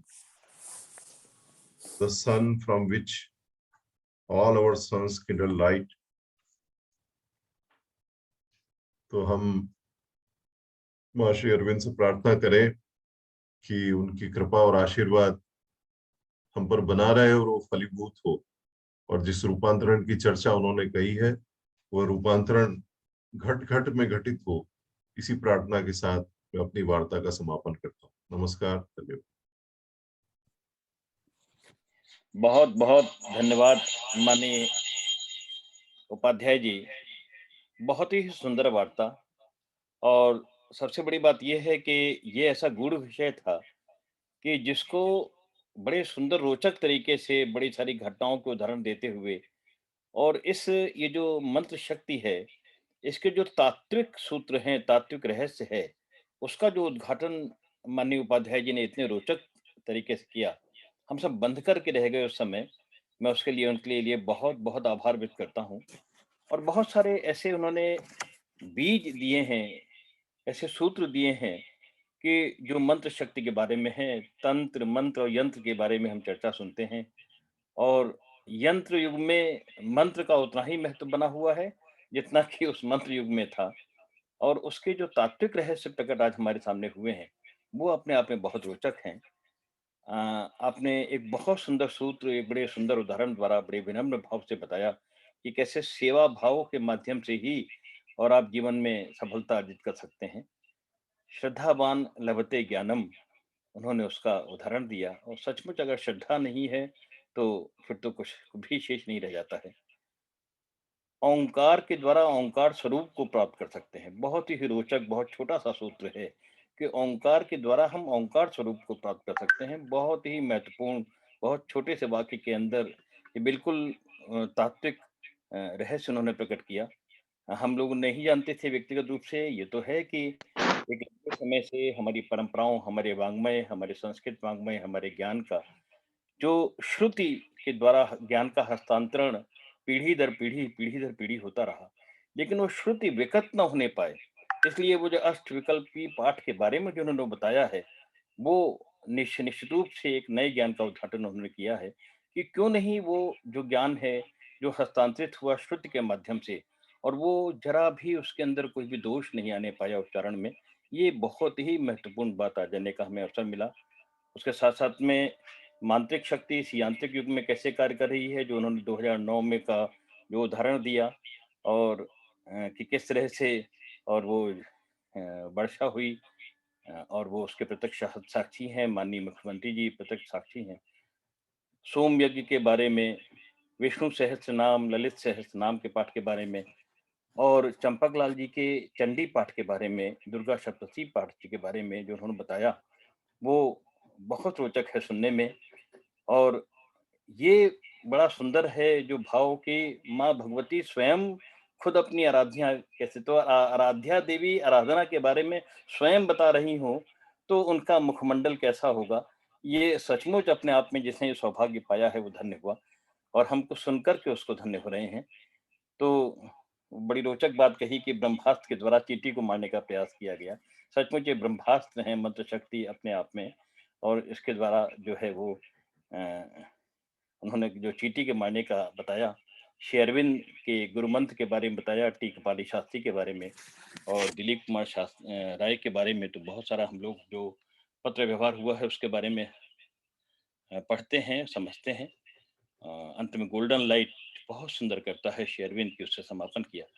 तो बहुत ही तत्वपूर्ण, गहन विषय का बहुत रोचक तरीके से उन्होंने प्रस्तुतिकरण किया। मैं पुनः हार्दिक आभार व्यक्त करता हूँ, और निश्चित रूप से ये जो आध्यात्म के संवाद, ये जो वार्तामाला क्रम चल रहा है, इसमें ज्यों-ज्यों माननीय मनोज भैया हमारे इस माला में एक-एक मोती पिरो रहे हैं, त्यों-त्यों ये माला बहुत मुखरित होती जा रही है। बहुत सुंदर माला है, जो माँ शेरविन के चरणों में हम लोग चढ़ाते हैं। तो मैं बहुत आभार व्यक्त करता हूँ, और इस वार्ता से उपजे हुए कुछ प्रश्नों को आगे बढ़ाने के लिए, या कोई अपना इस विषय के ऊपर अपना व्यक्तित्व देना चाहें, इस विषय का विस्तार करने के लिए, मैं माननीय साधकों को, माननीय श्रोताओं को आमंत्रित करता हूँ। माननीय मनोज भैया, आप कुछ कहना चाहें तो कहें। हमारे बीच में बहुत सारे विद्वान साधक बैठे हुए हैं। वो इस विषय का विस्तार करना चाहें तो उनका मैं आह्वान करता हूँ, स्वागत करता हूँ।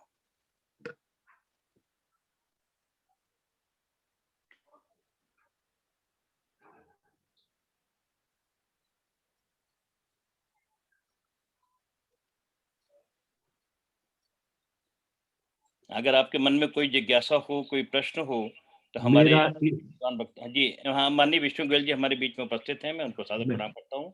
सर, आप आमंत्रित हैं, प्रश्न कीजिए। मेरा उपाध्याय जी से एक निवेदन है कि पूर्व में मंत्रों को देते हुए गुरु लोग उनको गुप्त रखते थे। वो क्यों रखते थे? और हर व्यक्ति को मंत्र की जानकारी नहीं होने देते थे। इसके पीछे भी कोई रहस्य है?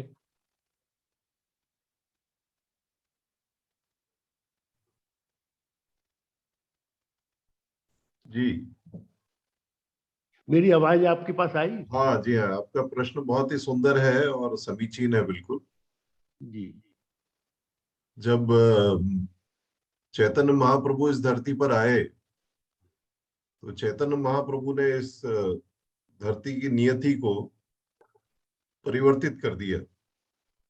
श्री अरविंद जिस रूपांतरण की चर्चा कर रहे हैं, उस उस भवितव्यता और दिव्यता की चर्चा चैतन्य महाप्रभु के जीवन में भी हुई।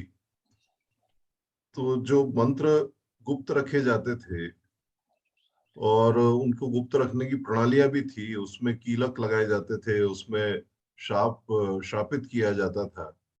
और आज भी बहुत सारे मंत्र ऐसे हैं, जैसे गायत्री मंत्र बिना शाप विमोचन के वो फलित नहीं होता है। चंडी पाठ जो है वो बिना शाप विमोचन के और बिना कीलक के वो फलित नहीं होता है। तो ऐसे बहुत सारे उपाय उनको गुप्त रखने के किए गए थे। और चैतन्य महाप्रभु ने जब महामंत्र दिया, तब वो कली संतरणोपनिषद का मंत्र है, हरे कृष्ण कृष्ण कृष्ण हरे हरे, हरे राम राम राम हरे हरे। उसमें उन्होंने कहा कि ये केवल एक दो लोगों का उद्धार नहीं होना है, ये जीव मात्र का, पेड़ पौधों और पशु पक्षियों का भी उद्धार इस मंत्र के द्वारा होना है। तो मूल मंत्र जो था वो उसमें हरे राम ऊपर था और हरे कृष्ण बाद में था। तो विद्वानों ने आपत्ति लगाई कि यह तो उपनिषद का मंत्र है और वो सबको नहीं दिया जा सकता है, तो इसके लिए फिर आप दोषी सिद्ध होंगे। तो उन्होंने उस मंत्र को उल्टा करके पहले हरे कृष्ण किया और फिर हरे राम करके और उसको सार्वजनिक किया। तो जब महापुरुष, अवतारी महापुरुष आते हैं, तो सामान्य जो गुरु परंपरा है उसको तोड़ने का अधिकार उनके पास में होता है। ऐसे बहुत सारे मंत्र या ऐसे बहुत सारे स्त्रोत या ऐसी बहुत सारी प्रणालियां हैं जो गुप्त रूप से दी जाती हैं। पर जब वैश्विक कल्याण की और पारमार्थिक कल्याण की बात हो, जैसे गायत्री मंत्र है, गायत्री मंत्र का कहा जाता है कि उसका उच्चारण नहीं करना चाहिए। किंतु श्री राम शर्मा आचार्य ने जब श्री अरविंद ने 1937 में उनको उपदेश किया कि वो श्री अरविंद के पास में गए थे, ऐसा उनका श्री राम शर्मा आचार्य की जीवनी में उसका वर्णन है। और उसमें उन्होंने श्री अरविंद से पूछा कि मुझे क्या करना चाहिए, तो श्री अरविंद ने कहा कि भगवती शक्ति का अवतरण हो रहा है, अतिमानस शक्ति उतर रही है, आपको केवल पात्र तैयार करने का काम करना चाहिए। और इसलिए फिर उन्होंने गायत्री मंत्र को सार्वजनिक कर दिया, सामूहिक उच्चारण करना प्रारंभ किया उसका। तो यह अब चूंकि जो श्री अरविंद कहते हैं कि पुराने जो बंधन है उससे टूटने का समय आ गया है, तो ऐसे बहुत सारी शास्त्रीय प्रणालियां भी जो है वो अब आने वाले समय में हम देखेंगे कि वो पुराने समय कुछ और सिद्धांत थे और नए जगत में वो एक नए सिद्धांत के साथ में हमारे सामने प्रकट हुए। तो मुझे लगता है कि ये आपने जो प्रश्न किया है उससे शायद इस उत्तर से समाधान होगा। बहुत कुछ समाधान हुआ है। अगर अनुमति हो तो एक प्रश्न और पूछने की दृष्टता करूं मैं आपसे, आपकी आज्ञा है उपाध्याय? जी। ये यंत्र, तंत्र और मंत्र, ये बड़े कंफ्यूजिंग है। क्या यंत्र होता है, क्या मंत्र होता है, क्या तंत्र होता है, इनका आपस में संबंध क्या है? वास्तव में सभी एक दूसरे के पूरक तत्व हैं। ये यंत्र प्रत्येक जो चेतना है उसका एक सिंबल है, प्रत्येक देवता का अपना एक सिंबल है और उसको लगभग सारी परंपराओं में स्वीकार किया गया है। और उसका प्रयोग न केवल तंत्र जगत में होता है, न केवल वैदिक उसमें होता है। यद्यपि हम सामान्य जीवन में भी देखते हैं तो हम किसी न किसी सिंबल के द्वारा आगे बढ़ते हैं। और तंत्र से तात्पर्य यह है कि मंत्र के द्वारा उस देवता या उस शक्ति को प्राप्त करने की जो प्रणाली है वो तंत्र है। तंत्र के वो अपने आप में एक अलग ही सब्जेक्ट है पूरा, पर मूलभूत रूप से अगर परिभाषा उसको दें तो एक ऐसी प्रणाली जो आपको उस चेतना की ओर ले जाती है आपके उद्देश्य की प्राप्ति के लिए, वो प्रणाली तंत्र है। तो इसलिए आप तीनों को अगर एक एक सैद्धांतिक रूप से सोचेंगे तो तंत्र, मंत्र और यंत्र वस्तुतः एक ही उसके एक ही वस्तु के तीन आयाम है, भिन्न नहीं है। बहुत सुंदर, धन्यवाद। जी।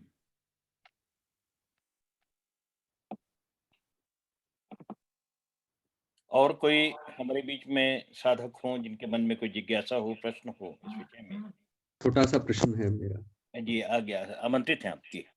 नमस्ते जी। मेरा इसी क्रम में प्रश्न है जो श्री विष्णु गोयल जी ने किया था विभास जी से। बहुत अच्छी वार्ता थी। मैं ना कुछ दिन से, जैसे श्री अरविंद मदर की जिसे मैं पुस्तकें पढ़ता ही हूँ, अचानक मुझे कुछ दिन से ऐसा अंदर कुछ अंत प्रेरणा हुआ कि मुझे मंत्रों को बोलने का मन करने लगा जब मैं अपना सुबह शाम की पूजा करता हूँ। आर्य समाज में वैसे तो मैं जुड़ा रहा हूँ, लेकिन मुझे कोई विधिवत यज्ञ करना नहीं आता है। तो मैं ऐसे ही यज्ञ करने लगा, बुक्स वगैरह लेकर के इंटरनेट से। तो जो इसी क्रम में बात चल रही थी कि सार्वजनिक नहीं होते थे मंत्र और हमें उसके लिए कोई दीक्षा लेनी होती थी। गायत्री मंत्र के बारे में विशेष रूप से इंटरनेट पे कई लोग बोलते हैं कि इसको ऐसा ही नहीं बोलना चाहिए, अदरवाइज उसका कुछ दुष्प्रभाव भी हो सकता है। लेकिन कुछ दिनों से क्या था कि मैं गायत्री मंत्र भी बोलता हूँ, यज्ञ में बैठता हूँ तो मैं 21-51 गायत्री अपने आप ही जप करता हूँ, या फिर अब मैं श्री अरविंद का जो गायत्री मंत्र है इसको मैं अपने आप जप करता हूँ, ये मेरे मन से निकलता रहता है। लेकिन मैंने ना इनकी कहीं कोई दीक्षा या इस तरह की कोई विधि विधान के साथ इनका कोई, मैंने कहीं किसी से कोई प्रशिक्षण नहीं लिया है। तो क्या हम इसको इसको लगातार प्रयास इसका जारी रख सकते हैं या इसका विधि विधान से कोई दीक्षा लेनी आवश्यक है?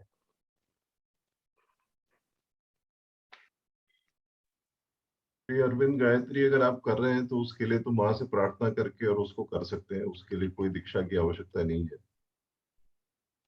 और आपको प्रेरणा हो रही है वही अपने आप में दीक्षा है। दूसरे जो मंत्र हैं वो हर मंत्र का अपना विधान होता है, तो उससे संदर्भित जो आचार्य हैं उनसे पूछ करके उसमें पढ़ना चाहिए।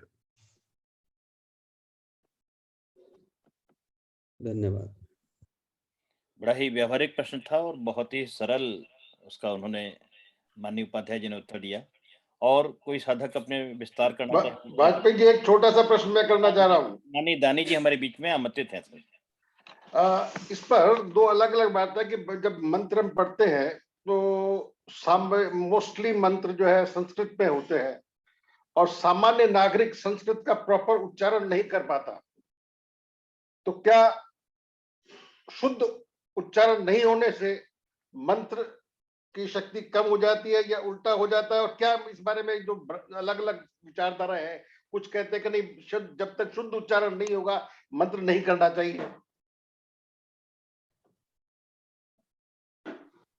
उच्चारण की शुद्धता, इसमें दो जो अनुभव है वो इस प्रकार से है कि जो निष्काम भाव से जो मंत्र किया जाता है, निष्काम भाव से अगर किया जा रहा है उसमें अशुद्ध भी हो गया तो चल जाता है, पर सकाम भाव से अगर कुछ किया जा रहा है तो उसका विधि विधान पूरा होना बहुत जरूरी है और उसमें शुद्धता का होना बहुत आवश्यक। धन्यवाद। और कोई प्रश्न हो किसी साधक का?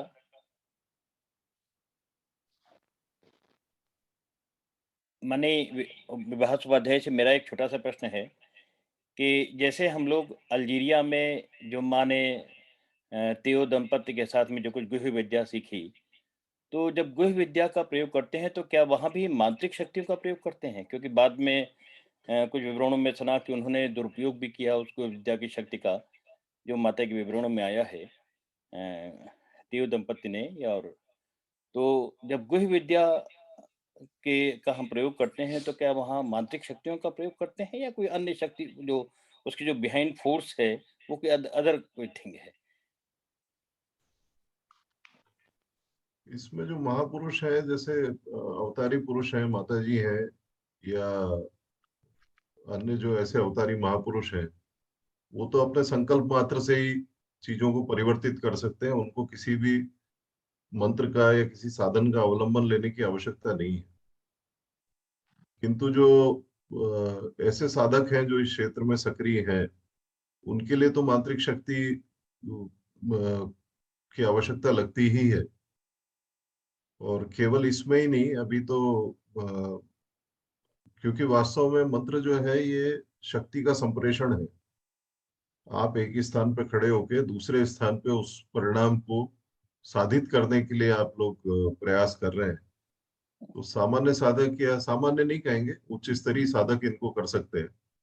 महापुरुष तो केवल संकल्प मात्र से उसको कर सकते हैं। नासा अभी जिनको बाहर भेज रहा है, स्पेस में जिनको भेज रहा है, उनके इलाज के लिए मंत्र शक्ति का प्रयोग कर रहा है। क्योंकि जब आदमी स्पेस में साल भर के लिए जा रहा है तो कितनी दवाइयां लेके जाएगा। तो वो प्रयास कर रहे हैं कि यहाँ से मांत्रिक शक्ति के द्वारा किस प्रकार से उनके स्वास्थ्य को ठीक रखा जा सके, ये एक प्रयोग उसको कर रहे हैं। वाह, बहुत रोचक है। तो एक मतलब सामान्य सिद्धांत तो यही है कि मांत्रिक शक्ति के द्वारा ही इस प्रकार के प्रयोग हो सकते हैं। और सर ये जो सामान्य जीवन में जो आजकल कबीलों में भी और सामान्य जीवन में बहुत सारे जादू टोना जो कर रहे हैं, ये विकृत रूप है मांत्रिक शक्ति का। तंत्र के दो आयाम है, एक आयाम है दक्षिणाचार और एक है वामाचार। जी। तो दक्षिणाचार में तो हमारी पूजा, आरती, श्री विद्या, ये सभी दक्षिणाचार में है, सात्विक है, जिसमें वैष्णव तंत्र भी सम्मिलित है। जी। वामाचार में जो है वो पंचमकार है और उसमें दूसरे भी जो जादू जादू टोने टोटके और इस प्रकार की गतिविधियां हैं, जिसको भैरवी साधना कहते हैं, कापालिक साधना कहते हैं। तो जन समुदाय में इसका प्रचलन अभी दिखता है कि बहुत बढ़ गया है और ये वास्तव में तामसिक शक्तियों की प्रतीक है। क्योंकि सत्व, रज और तम तीनों जगहों पे अपनी अपनी अपने अपने मंत्र हैं, अपनी अपनी साधना है। तो सात्विक जगत की अलग है, रासिक जगत की अलग है। ये सारी जो साधना है पंचमकार की, वो तामसिक है। अच्छा अच्छा। तो पर जो सात्विक शक्तियां हैं उनके आगे फिर ये इनकी सत्ता काम नहीं करती है। एक अगर समय हो तो मैं एक छोटा सा उदाहरण इसमें अवश्य देकर स्वागत है, अवश्य दीजिए जी, बहुत रोचक है। स्वामी माधवानंद हुए हैं, जो माधव निघंटू के रचनाकार हुए, और वृंदावन में वो उनको गुरु दीक्षा देकर के और गायत्री की साधना उन्होंने प्रारंभ की। तो उनके गुरु ने कहा कि 12 वर्ष तुमको गायत्री की साधना करनी है और 12 वर्ष बाद माँ के दर्शन होंगे और तुमको साक्षात्कार हो जाएगा। 12 वर्ष जब पूरे हो गए और उनको साक्षात्कार नहीं हुआ तो वो निराश हो गए और अपनी साधना को उन्होंने छोड़ दिया। छोड़ करके वो काशी की तरफ चलने लगे। वहां उनको एक कापालिक मिल गया। कापालिक ने कहा कि तुम कहाँ वैदिक साधनाओं में पड़े हो, मैं तुमको भैरव का मंत्र देता हूँ और भैरव का मंत्र तुम प्राप्त करके 6 महीने में वो सब प्राप्त कर लोगे जिसके लिए तुम आए। अब 6 महीने इन्होंने काशी में रह के साधना की और 6 महीने बाद जैसा बताया था वैसे भैरव प्रकट हो गए। भैरव ने प्रकट होकर इनको कहा कि तुम जो चाहते हो मैं देने को तैयार हूं। तो इन्होंने कहा कि तुम्हारी वाणी सुनाई दे रही है, तुम दिखाई क्यों नहीं पड़ रहे। तब भैरव ने जो उनको उत्तर दिया वो प्रत्येक सात्विक साधक के लिए उस उत्तर को जानना आवश्यक है। भैरव ने कहा कि तुम्हारी गायत्री का तेज इतना है साधना का कि अगर मैं तुम्हारे समक्ष आऊंगा तो भस्म हो जाऊं। तब फिर वो माधवानंद जागृत हुए। उन्होंने कहा कि मैं कहाँ छोड़ करके आ गया, वापस वृंदावन गए, फिर साधना प्रारंभ की और माँ जब प्रकट हुई तो माता जी को उन्होंने कहा कि आप आई नहीं 12 वर्ष में। माता जी ने फिर उनको पहाड़ जलते हुए दिखाए कि तुम्हारे कर्मों के पहाड़ अभी जले नहीं है, ये जब पूरे जले तब मैं तुम्हारे समक्ष आई हूँ। क्या बात है तो अंततः तो सात्विक शक्तियों की विजय ही होनी है, जी। उसके आगे तो सब अज्ञानी है। और सर ये जो लद्दाख में बौद्ध धर्म में कालांतर में, ये खासतौर पर लद्दाख में जो बौद्ध धर्म की एक शाखा ने ये जो विकास हुआ है, ये हिंदू परंपरा का ही वो विकास है। तो यूं तो हिंदू परंपरा का ही विकास है, लेकिन वो कोई अलग ज्ञान है कि यही ज्ञान है जो लद्दाख में खासतौर पर बौद्ध तंत्र विकसित हुआ, बौद्ध मंत्र शैली विकसित हुई? वास्तव में ये वही एक तांत्रिक विज्ञान है जो जिसको कहना चाहिए कि संस्कृत के अलावा उनकी भाषा में उन्होंने विकसित किया। प्रणालियां उनकी लगभग वही है। तो तिब्बत, नेपाल और उसके बाद फिर हमारी ये जो काशी की भैरव परंपरा है, ये समान रूप से एक जैसी परंपरा है। इनके आचार्य भी जब हम देखते हैं तो वो उनके सिद्धांत भी एक जैसे हैं और कहीं ना कहीं इनकी परंपराएं मूल में जाकर के एक स्थान पे जाके मिलती हैं। बहुत सुंदर, बहुत सर गूढ़ ज्ञान को नमन आपके। और कोई प्रश्न, कोई आमंत्रण है मुझे? माननीय मनोज भैया हमारे बीच में हैं। मेरा ये एक छोटा सा प्रश्न और था। हाँ, ये हाँ पुनः है जी। ये आपने वैसे पहले ही बोल दिया है। दोनों जैसे आपने बताया भी वाम मार्ग और दक्षिण मार्ग मंत्रों के अलग अलग तरह की शक्तियों के प्रतीक हैं। तो अभी एक हुआ था, वो भी मैं अंत प्रेरणा की बात ही बता रहा हूँ। मेरे एक परिचित हैं, जानने वाले हैं, उनको कुछ बड़े ही कष्ट हुए, हर तरीके का, स्वास्थ्य का, उनके बिजनेस का, सभी तरीके का। तो जैसा नॉर्मल इस संसार में होता है कि उन्होंने सबसे बातचीत की, अपने पंडितों से, अपने जानने वालों से। तो अब जैसे मैं जहाँ उनका परिचित हूँ, तो मैं तो माँ को, श्रीविंद को मानता हूँ, तो मैं इन चीजों को अलग तरीके से देखता हूँ। मुझे भी थोड़ा विश्वास नहीं हुआ। उनको यही बताया जो आप लोगों ने भी चर्चा की कि ये किसी ने कुछ टोने टोटके करा दिए हैं। तो मुझे सुन के बड़ा आश्चर्य हुआ। मैंने सोचा कि आजकल के इस एडवांस युग में ये लोग क्या सोचते हैं। हालांकि श्रीविंद भी कहते हैं कि हर तरीके की शक्ति विद्यमान है। तो उन्होंने किसी पंडित जी से बात की, उन्होंने उनको कुछ जो उसका समाधान देने के लिए मंत्रों का जो पैसा बताया, उनकी आर्थिक स्थिति नहीं थी कि वो भी करा सकते थे। उन्होंने थोड़ा सा कराया, फिर उसको छोड़ दिया। तो मेरे मन में ये विचार आया था उस समय कि मैं इनको श्री माँ का, जैसे श्री माता च श्री अरविंद शरणम मम, या ये मदर का, या श्री अरविंद की गायत्री है, या एक नॉर्मल गायत्री है बिना विधि विधान के। हम तो कोई उसमें कोई सकाम साधना तो करने वाले नहीं, हमें अपनी स्थिति सही करनी है। ये सजेस्ट कर दूं। एक मदर का ब्लेसिंग कार्ड भी मैंने उनको दिया। तो क्या इस तरीके की चीजें ऐसी परिस्थिति में सहायता करती हैं? हालांकि अभी आपने एक उदाहरण से बताया कि ये सहायता करती हैं, तो मैं उनका एग्जाम्पल अभी देख रहा हूँ। हालांकि पूरा समाधान उनकी स्थिति का नहीं हुआ है। तो क्या इसी विकट परिस्थिति में ये सहायता करती हैं? अगर हम कोई किसी टोना टोटका है, कुछ है किसी व्यक्ति के यहाँ, और वो मदर की और शिविंद की साधना कर रहा है, तो मुझे लगता है निश्चित रूप से वे कभी ना कभी तो प्रभावशाली होंगी ना। माँ की कृपा, माँ की कृपा, माँ की ब्लेसिंग पैकेट असर करती है कि नहीं है? अगर ये प्रश्न है तो फिर तो ये तो प्रश्न का उत्तर आपको स्वयं पता है। नहीं, ये मैंने मुझे प्रश्न तो नहीं उनके ऊपर विश्वास है, तो मैंने आपको सोचा कि विश्वास है, आप विश्वास अपना बनाए रखिए। माँ की कृपा सब तंत्र, मंत्र, यंत्र, संयंत्र सबसे ऊपर है और जब वो आपके मन में भाव आया है तो ज़रूर दीजिए। उसमें कुछ अपने मन से कुछ जोड़ने घटाने की बात नहीं है। माँ शब्द अपने आप में इतना पर्याप्त है, ऐसा मुझे लगता है। उनके घर में असल में कोई मानता नहीं है माँ श्री अरविंद को। बस मैंने उनको ये बोला, उनकी एक स्त्री है, वो बहुत वो हर तरीके से चाहती थी कि कोई समाधान हो जाए। मैंने बोला आप अपनी पूजा घर में ही श्री माँ का ये पुष्प रख लो और बस माँ के लिए इस तरीके से प्रार्थना करो। तो मतलब मुझे अंदर से कुछ लगा, इसलिए मैंने किया था। मैं थोड़ा-सा 1 मिनट विभास जी का लेना चाहूँगा। अभी मैं बहुत देर से प्रश्नों को देख रहा था, उनके स्वरूप को देख रहा था। यहाँ ये स्पष्ट किया जाना ज़रूरी है कि मंत्र अपने आप में अच्छे और बुरे नहीं होते। मंत्र जो है वो एक विशेष चेतना, वो चेतना अच्छी हो सकती है, बुरी हो सकती है, उससे जुड़ने का एक तरीका होता है, जैसे एक मोबाइल नंबर होता है। चोर का लगाओगे चोर को लगेगा, थानेदार का लगाओगे थानेदार को लगेगा। अगर आपने जिस तरह की बात हो रही थी कि कुछ पॉजिटिव शक्तियाँ होती हैं, कुछ नेगेटिव शक्तियाँ होती हैं। नुकसान का आवाहन करने के लिए जब इनका प्रयोग किया जाता है, मंत्रों के प्रभाव से वो चीज़ें उनसे जुड़ जाती हैं, लेकिन उनका असर नुकसान का ही होता है। और यदि हमारी सकारात्मकता है, यदि हम भागवत शक्तियों के मंत्रों का जाप करके उनका आवाहन करते हैं, तो उनका असर होता है। कुछ नाम हमारी परंपरा में ऐसे हैं जो जिनको इतना महात्म प्राप्त हो गया है कि वो उनका महात्म कॉस्मिक एनर्जी से जुड़ने के कारण अब अनंत हो गया। जैसे जिसके लिए अभी माननीय विभाग जी ने बताया था कि प्रणव मंत्र है ओम हमारा, उसके अलावा राम नाम है। तो आप लोगों ने सुना होगा, कई लोगों ने सुना होगा, कहा जाता है राम से बड़ा राम का नाम। डज़ इट मीन कि राम से राम का नाम बड़ा हो गया? सिर्फ ये शाब्दिक बात नहीं है, बात ये है कि राम शब्द के प्रभाव को ऐसी महिमा प्राप्त हुई है कि जो अयोध्या में राम हुए, उनसे प्राप्त होने वाली जो कृपा है, उनके नाम से उनके द्वारा प्राप्त होने वाली कृपा अनंत है।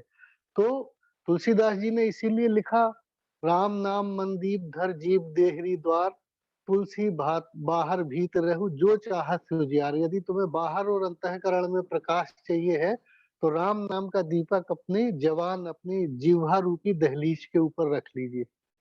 तो जो मंत्र आपको स्वयं अच्छा लगता है, वो आपके लिए सबसे अच्छा है। माँ ने स्वयं कहा तुम्हारा मंत्र तुम्हारा हो सकता है, किसी दूसरे का दूसरा हो सकता है। पर माँ श्री अरविंद के नाम के जो मंत्र हैं, वो हम सब बच्चों के लिए बहुत ही उपयोगी हैं।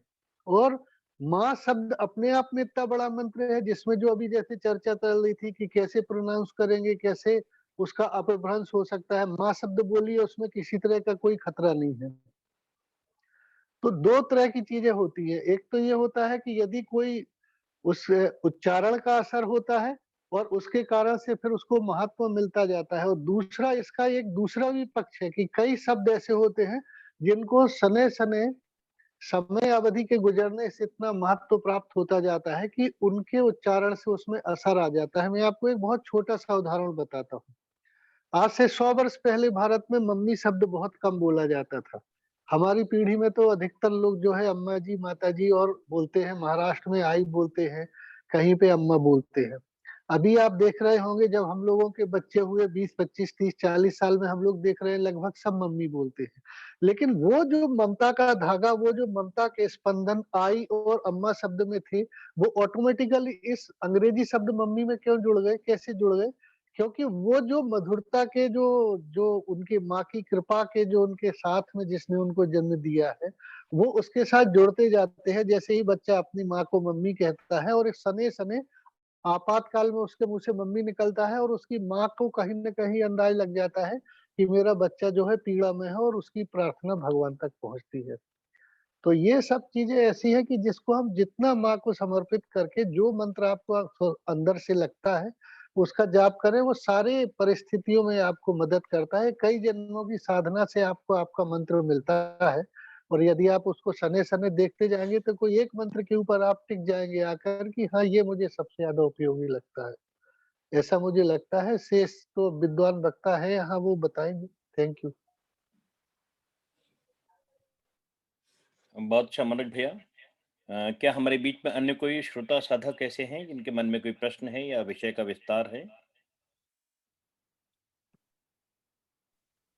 नमस्ते अनिल भैया, अपर्णा बोल रही हूँ। अच्छा, अपर्णा दीदी, प्रणाम करता हूँ आपको, सादर प्रणाम। जी नमस्कार। दीदी। इतनी सुंदर वार्ता थी और ज्ञानवर्धक तो है ही। मैं माननीय उपाध्याय जी को सादर अभिवादन करना चाहती हूँ आपका। और अफसोस की बात है कि आज मेरा वीडियो ऑन नहीं हो रहा है, होस्ट की तरफ से डिसेबल दिखा रहा है, पर ठीक है, हम अपनी ध्वनि से ही मिल लेते हैं।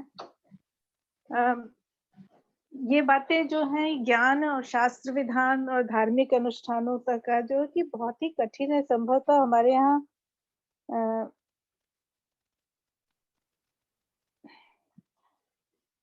नमस्कार। तो संभवतः इसीलिए इतने हमारे यहाँ जो थे अलग-अलग जातियां और वर्ण बनाए गए थे, जिसमें खास तौर पे एक वर्ण इसी पर काम करता था और बाकी जनता उस पर निर्भर हुआ करती थी, क्योंकि मंत्रों की शक्ति, उसका उच्चारण, उनका प्रयोग अपने आप में काफी जटिल विधान है। लेकिन जब हम मदर के तरफ देखते हैं, श्री अरविंद के योग पथ पर जाते हैं, जो कि इतना सहज है और खास तौर पे श्रद्धा और समर्पण की मांग करता है। तो ऐसे में मुझे 1-2 अनुभव याद आ जाते हैं कि किसी ने जब मदर से कहा था, पूछा था कि घर में किसी परिजन की मृत्यु के बाद जो श्राद्ध कर्म है वो कैसे करूँ? उसके बिना कैसे मुक्ति होगी? क्या होगा? और अंदर कहीं संदेह था। ये अलग बात है कि माँ ने कहा कि वो भी पूरा जिम्मा मैं ले लेती हूँ, मैं खुद ही उनका कर देती हूँ। पर कहीं माँ ने ये कहा था कि सच पूछो तो कितने लोग जानते हैं इस श्राद्ध के कार्य का? यानी अगर वहाँ पे भी माँ के प्रति समर्पण कर दिया गया। ये खास तौर पे ये बात करने का भी मुझे कुछ खास हक नहीं है, लेकिन मैं उन लोगों के लिए कहना चाहती हूँ जो योग पथ के लिए या आध्यात्मिक जीवन में आने के लिए अभी उस स्तर पे हैं, जहाँ हम सहज रूप से कह सकें कि सुर की गति मैं क्या जानूँ। और ऐसे में सहजता और एक भक्ति और प्रेम के साथ श्री अरविंद के प्रति समर्पण शायद हमारी मांत्रिक जटिलताओं से हमें मुक्त कर देता है। और उपाध्याय जी का जो ज्ञान है और जो गहनता है, उसमें तो खैर जाने की मेरी अभी कोई हैसियत ही नहीं है। और आपका सरलता बहुत धन्यवाद करना चाहती हूँ। बहुत धन्यवाद करना चाहती हूँ कि इस तरह के, और खासतौर पे मनोज भैया को फिर एक बार बधाई दिए बिना नहीं रह सकती कि कहाँ से विषय निकालते हैं और कहाँ से वक्ता खोज लेते हैं। बहुत ही सुंदर रहा। मैं नोट कर रही थी बाकायदा कागज कलम लेके कुछ चीजें, लेकिन मुझे नहीं लगता कि इस जीवन में मैं ज्ञान के उस स्तर में जा पाऊंगी, क्योंकि इतना अच्छा रास्ता माँ ने दिखा दिया है कि मैं मतलब बिल्ली का बच्चा और बंदर का बच्चा वाले रास्ते को लेकर माँ के प्रति समर्पित हूँ। पर फिर भी हाँ, जो प्रश्न आए थे उसके कारण ये बात मैंने करनी चाहिए कि जब वो कहते हैं कि मंत्र अगर गलत हो गया तो कहीं हमारे लिए दिक्कत ना हो जाए, उल्टा प्रभाव न, इस तरह के भय आने से तो अच्छा है कि हम उसी रास्ते पर चल पड़े, ज्ञान प्राप्त करें, संस्कृत सीखें, उच्चारण करें, मंत्रोच्चार की ध्वनि से घर के वातावरण को बदलें। ये कोशिशें अपनी जगह हैं, लेकिन अपने जीवन के सीमित समय को अगर एक सीधा रास्ता माँ और श्री अरविंद ने हमें दिखा दिया है, उसका अनुकरण कर सकते हैं। अगर 2 मिनट और मिलता है मुझे, अनिल भैया देंगे? जी, अवश्य, अवश्य, अवश्य, बहुत सुंदर तो बोली। जी। क्योंकि मैं अक्सर उस कथा का ज़िक्र करती रही हूँ कि एक पादरी साहब थे जो कि यात्रा कर रहे थे पानी के जहाज में, और किसी टापू पे जाके उन्हें पता चला कि उनका तो जहाज खराब हो गया है। वो उतर गए और वो जाके उन्होंने सोचा कि चलो तब तक मैं ईश्वर का संदेश ही कुछ लोगों को दूँगा। उस टापू पे उन्हें केवल 3 लोग दिखे, जो आपस में बैठे थे, तो उन्होंने उन्हें ईश्वर का संदेश देना शुरू किया, ज्ञान सिखाना शुरू किया। क्या तुम प्रार्थना करते हो? उन्होंने कहा हाँ करते हैं। तो उन्होंने कहा कैसे करते हो? तो उन लोगों ने कहा कुछ नहीं, हम सवेरे उठ के प्रणाम कर देते हैं और कहते हैं ईश्वर तुम मेरे साथ रहो, मेरी रक्षा करो। तो पादरी साहब ने कहा ये तो कोई तरीका नहीं है प्रार्थना करने का। फिर उन्होंने बड़े विधि विधान के साथ उन्हें प्रार्थना सिखाई और तब तक खबर आ गई कि जहाज ठीक हो गया है, वापस चलिए। पादरी जी वहां से निकले और चले गए। थोड़ी दूरी जहाज गया होगा कि अचानक उन्हें शोर सुनाई दिया। उन्होंने देखा कि वो तीनों लोग पानी पे दौड़ते हुए चले आ रहे हैं। रुको, रुको, रुको। फिर जहाज रोका गया और उनसे पूछा हुआ क्या हुआ? तो उन्होंने कहा माफ कीजिए, आपने जो तरीका सिखाया था वो प्रार्थना हम भूल गए, हमें एक बार और बता दीजिए।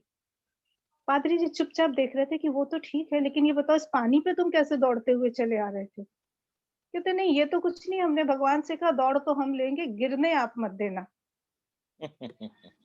और उसके बाद पादरी की तो बस उन्होंने कहा तुम्हें कोई प्रार्थना सीखने की जरूरत नहीं है। हृदय की आंतरिकता, गहनता, भक्ति, विश्वास और समर्पण। मैं सचमुच माफी चाहती हूँ कि इस समय मैं ये बातें कह रही हूँ, पर ये एक जीवन के अनुभव ऐसे रहे हैं कि अगर आपके पास कोई रास्ता नहीं है, आपके पास कोई ज्ञान नहीं है, आपकी सामर्थ्य नहीं है, तो आवश्यक नहीं कि हम उन जटिल रास्तों पर जाएं, क्योंकि हमें माँ और शिव ने अपने आप ही एक ऐसा पथ दिखाया है जिसमें सचमुच में एक सिंसियरिटी की जरूरत है, गहनता की जरूरत है, भक्ति की और समर्पण और श्रद्धा की जरूरत है। तो ऐसे भाई बहनों के लिए एक बार फिर ये प्रेरणा जरूर पहुंचनी चाहिए कि कुछ नहीं तो माँ श्री अरविंदो से प्रेम करें और उनके प्रति समर्पित हो। बहुत धन्यवाद मुझे इतना बोलने का मौका देने के लिए। बहुत अच्छा अपर्णा दीदी। तन तो मंदिर है, हृदय है वृंदावन। वही भाव, बहुत सरल भाव आपने प्रस्तुत किया। हमारे अब लगभग समय हो रहा है और मैं पुनः बहुत बहुत बहुत आभार और कृतज्ञता व्यक्त करता हूँ, क्योंकि सामाजिक और राजनीतिक अपने दायित्वों के बीच में और अपने आध्यात्मिक अभ्यासों के बीच में माँ श्री अरविंद के भक्त के बीच में इतना अधिक समय हमारे बीच में माननीय विभास भैया ने दिया, विभास उपाध्याय जी ने दिया। मैं श्री अरविंद सोसाइटी हिंदी क्षेत्रीय समिति की ओर से उनका सादर आभार व्यक्त करता हूँ। और इसके पूर्व कि हम लोग पुनः मात्र ध्यान के द्वारा और अपनी अभीप्सा को मजबूत करें, अपने समर्पण को मजबूत करें माँ श्री अरविंद के चरणों में, मैं मनोज भैया से एक बार आग्रह करूंगा कि आगामी वार्ता के विषय में कोई सूचना देना चाहें तो वो आमंत्रित हैं। वो तो अपर्णा दीदी आपको हाँ, बताएंगी अभी। माफी चाहती हूँ, हाँ मुझे वो करना मैं तो चाहिए। और अपर्णा दीदी आप मैं हाँ, आप सभी को ये याद दिलाऊंगी, जैसा कि हर महीने एक रविवार हमारे यहाँ इस कार्यक्रम के दौरान ही श्री अरविंद के इस 150वीं जयंती वर्ष के इन समारोहों के मध्य एक रविवार हमने तय कर रखा है कि सर्वांगीण शिक्षा पर हमारे सामने एक वार्ता आती है, जो कि समग्र व्यक्तित्व के विकास के द्वारा इस योग पथ के लायक हमें बनने में तैयारी करने में सहायता देती है। तो अगला रविवार इसी समग्र शिक्षा या सर्वांगीण शिक्षा के ऊपर वार्ता प्रस्तुत होगी। इसी कार्यक्रम के तहत आप सभी से निवेदन है कि जितने भी शिक्षा क्षेत्र से जुड़े लोग हैं उन तक आप ये सूचना दें, लोगों को बताएं। और लोग जरूरी नहीं कि शिक्षक ही हो, पर खास तौर पर शिक्षकों को विशेष रूप से आना चाहिए, क्योंकि वो इतने बच्चों से जुड़ते हैं। शिक्षार्थियों से जुड़ने वाले, शिक्षा के क्षेत्र में काम करने वाले लोग अगर श्रीमा के शिक्षा विज्ञान को, इस इंटीग्रल एजुकेशन के सिद्धांत को जीवन में अपनाते हैं, तो हम लोग बहुत आसानी से इस योग पथ पर आगे बढ़ने में उनके प्रति अपने थोड़े से योगदान में सफल हो सकते हैं।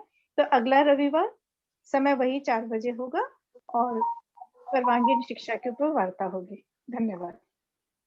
आप सभी आमंत्रित हैं। माननीय मनोज भैया कोई और सूचना?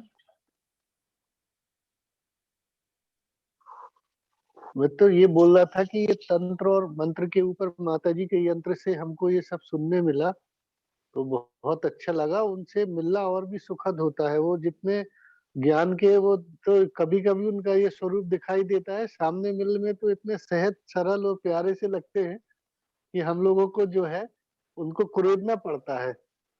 अब चूंकि समय हो ही गया है, एक बार हम और विभाग जी बात कर रहे थे, तो मैंने उनसे पूछा ये जो तांत्रिक साधना करके लोग कुछ कुछ अभीष्ट कर लेते हैं, फिर इसमें और साधारण रास्ते में तो क्या ऐसा क्यों करते हैं लोग? तो उन्होंने बहुत सरल उदाहरण से बताया।